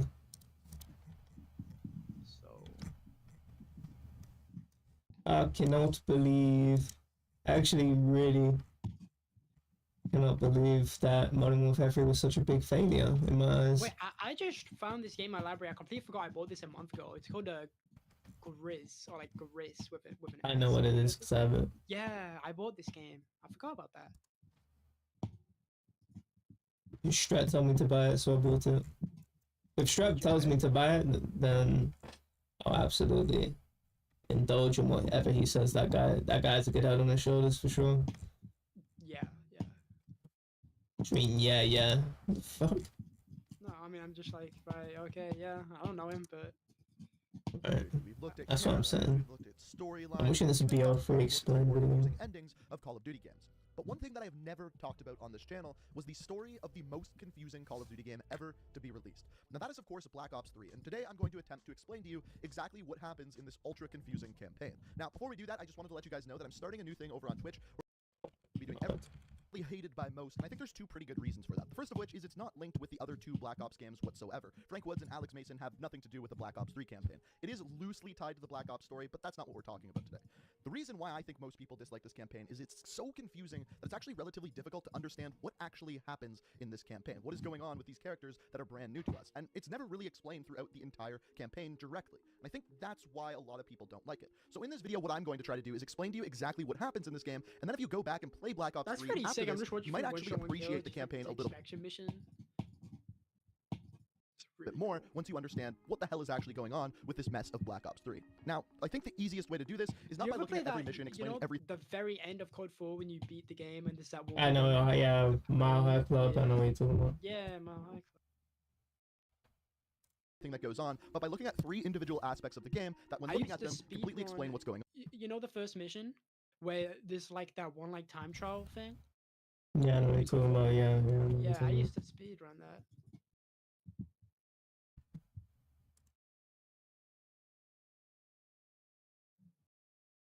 So I like the weapons in Code 4, I thought.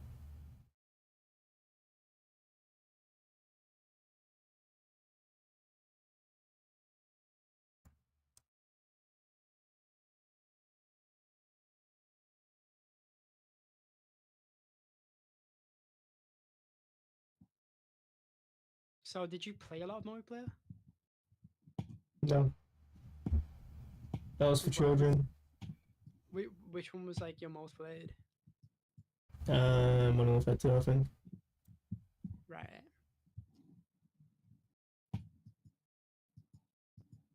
I remember being when I was really young. That one assault, I think it was like the F2000. It's like the last assault rifle you unlock. I used to think it was like the best one because it Oh, was the yeah, I highest know. level one.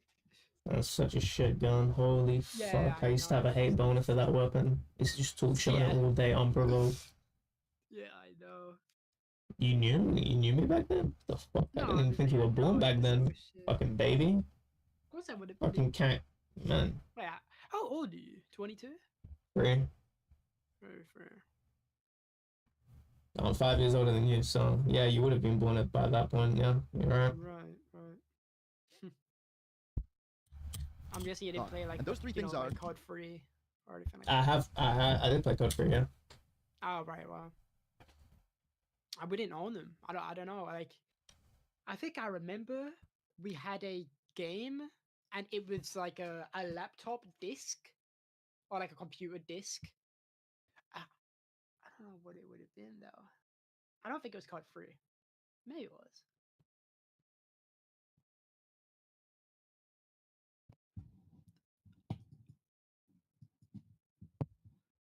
The timeline, who your character actually is, and who or what Corvus actually is. By explaining these three, I think you'll fully understand what is going on in this campaign. But without further ado, let's dive into it, starting off with the timeline of this game. Just so we're clear, if this goes wrong, you never existed.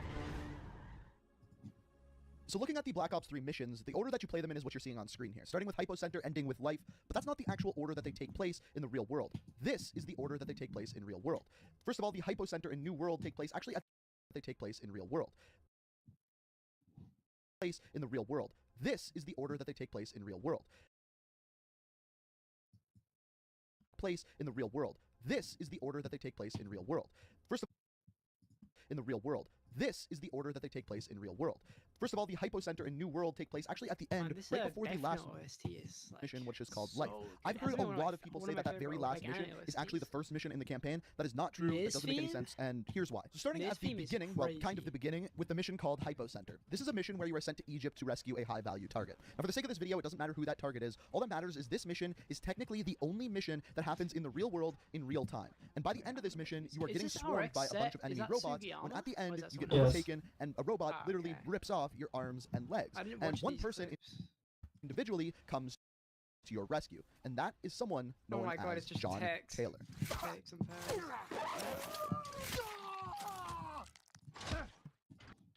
person individually comes to your rescue, and that is someone known as John Taylor. You get overtaken, and a robot literally rips off your arms and legs. And one person individually comes to your rescue, and that is someone known as John Taylor.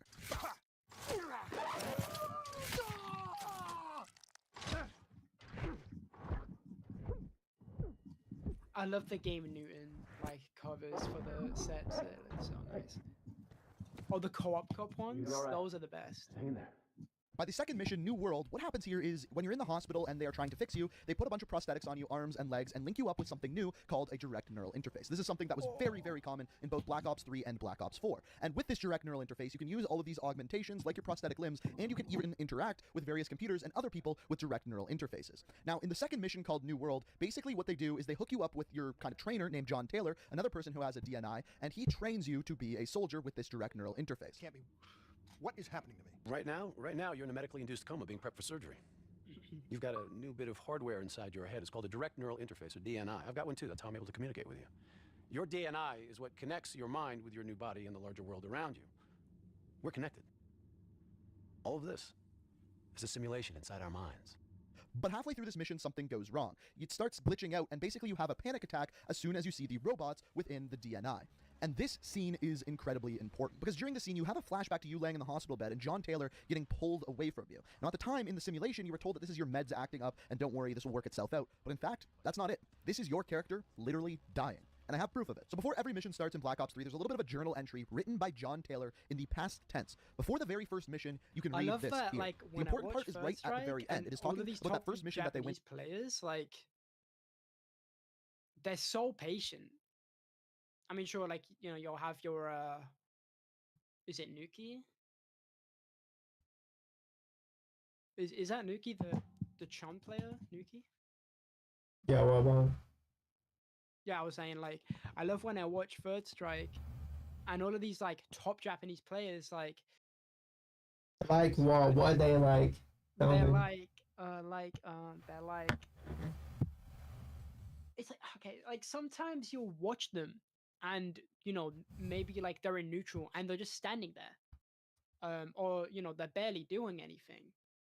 But they just know when to be, like, when to be defensive, when to be defensive, and when to be like offensive, when to take space, when to give space. Just so perfect. It's so beautiful watching it. Here, the important part is right at the very end. It is talking. I feel. What? Shut up! Why am I doing this? You just need to say one fewer word. That's it.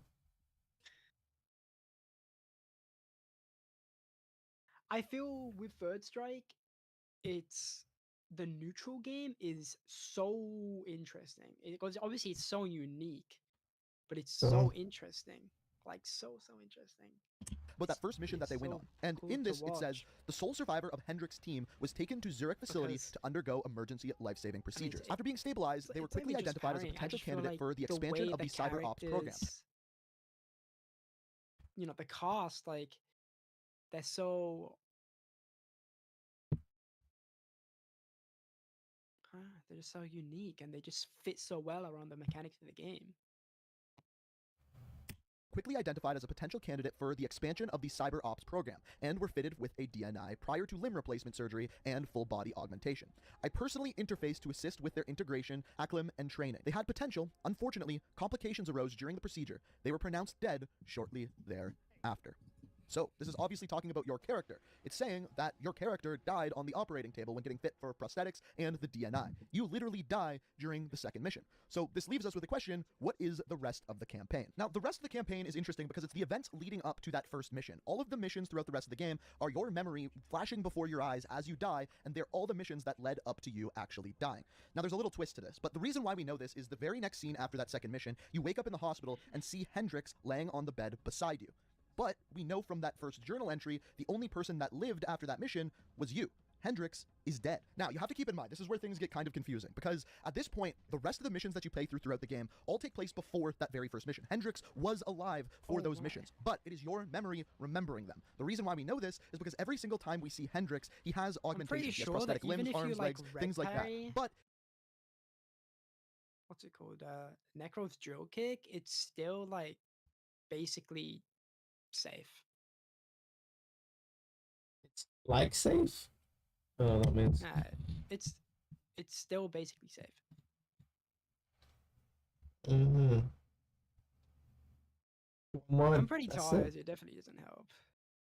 Yeah. Hold on, let me just finish this video. Remembering them. The reason why we know this is because every single time we see Hendrix, he has augmentations. He has prosthetic limbs, arms, legs, placed before that very first mission. Hendrix was alive for those missions, but it is your memory remembering them. The reason why we know this is because every single time we see Hendrix, he has augmentations. He has prosthetic limbs, arms, legs, things like that. But in that very first mission that technically takes place at the end of the campaign, he doesn't have any. He has his normal arms and legs. He was never fitted with prosthetics or a DNI, which means you are imagining him having all of those prosthetic limbs.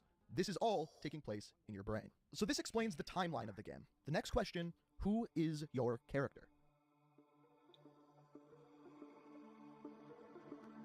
So at the very beginning of the game, you were able to choose either a male or female character. This is one of the few Call of Duty games where there is character customization and you can be either male or female. Generally, you're just either Frank Woods or Price or Soap or something along those lines, a set storyline. In this one, you can choose a character, but if you have subtitles on, anytime your character talks, your character doesn't have a name. It just says player with whatever they're saying, which is very, very odd that you never actually get a name. Now, there's actually a really easy answer to who your character actually is, but it's a confusing easy answer. So your first clue comes at the end of that very first mission once again. At the end of that mission, you are saved by John Taylor. John Taylor comes to your rescue and evacs you from that area. But as we know from that very opening journal, everyone on Hendrix's team was dead. Taylor was one of those people in that team, which means Taylor didn't save you. Taylor should technically be dead, which means you were hallucinating that entire thing. Piece of evidence number 2. In that second mission, when you look at your bedside table, you were able to see a bandana on the side of your bedside table. This bandana is actually from someone known as Rachel Kane. As you find out later in the campaign, your character and her have some sort of relationship in the past. You guys were intimate or something along those lines, and she leaves you with that bandana. Now, for the rest of the campaign, whenever you see Taylor, Taylor is wearing that bandana on his left arm. Strange, right? Piece of evidence number 3. In the very last mission called Life, you basically the entire mission are dealing with Corvus. And in this mission at one point, Corvus puts up a mirror to you. And when looking in the mirror, your character actually morphs into John Taylor. This combined with the very last scene of the campaign where you exit the building and a soldier asks, "What's your name?" This is what you say.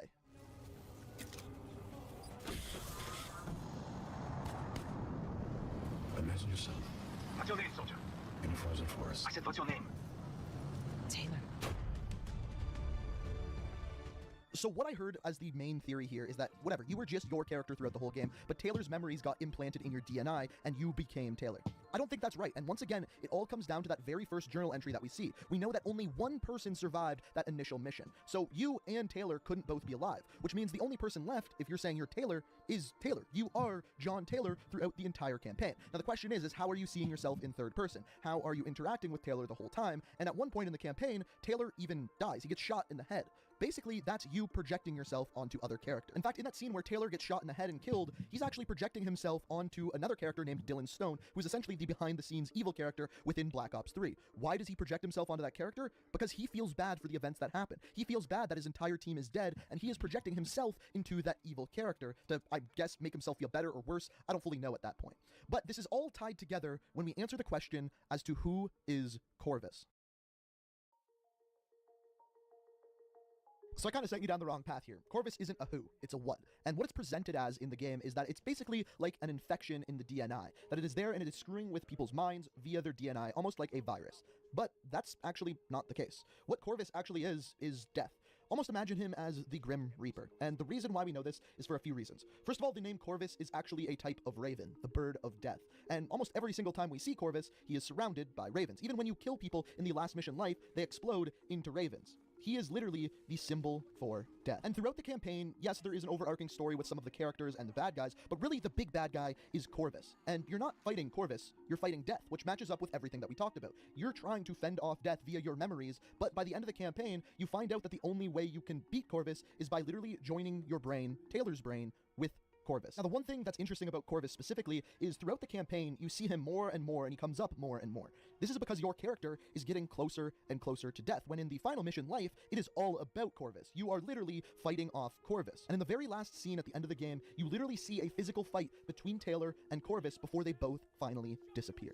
This is symbolizing the death of Taylor. So really, this entire campaign isn't a story of what happened with the DNIs and Corvus and beating this virus. This story is literally Taylor's life flashing before his eyes, or I guess I should say slowly playing out before his eyes. It's basically the whole theory of when you die, your life flashes before your eyes. And that is the story of Black Ops 3. Super over confusing. They never fully explain it in the game, but I just did for you guys. So let me know what you think down in the comments. Did I miss anything? What do you think of this theory? Let me know down in the comments. Also, as always, if you enjoy these type of videos, want to see more like it, the best way to show me is by hitting that like button. And if you're new to the channel, I do these story videos all the time, so make sure you're subscribed and have notifications on, as it's the best way to stay up to date on my videos. And if you can take away anything from this video, a moral, a lesson, there's one thing I'd like to leave you off with.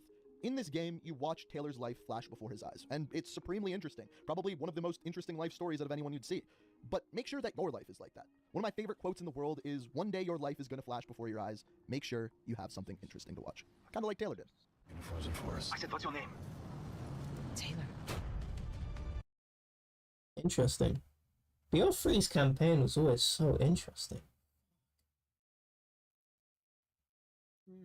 I wish I played through it. I really wish I had the perseverance. I was just bored of Call of Duty at that time. It's basically, I don't know if you know what it is. I don't want to ruin it for you. It's way more mindfucking than BO1 was. I'll tell you that much. I mean, the chances of me playing it so low. I know, but hey, maybe you will one day, and so. Yeah, sure.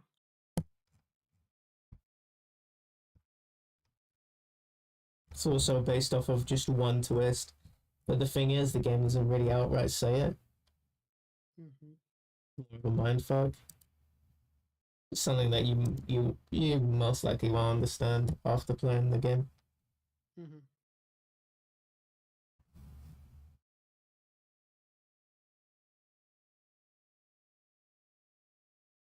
Alright, I'm gonna go.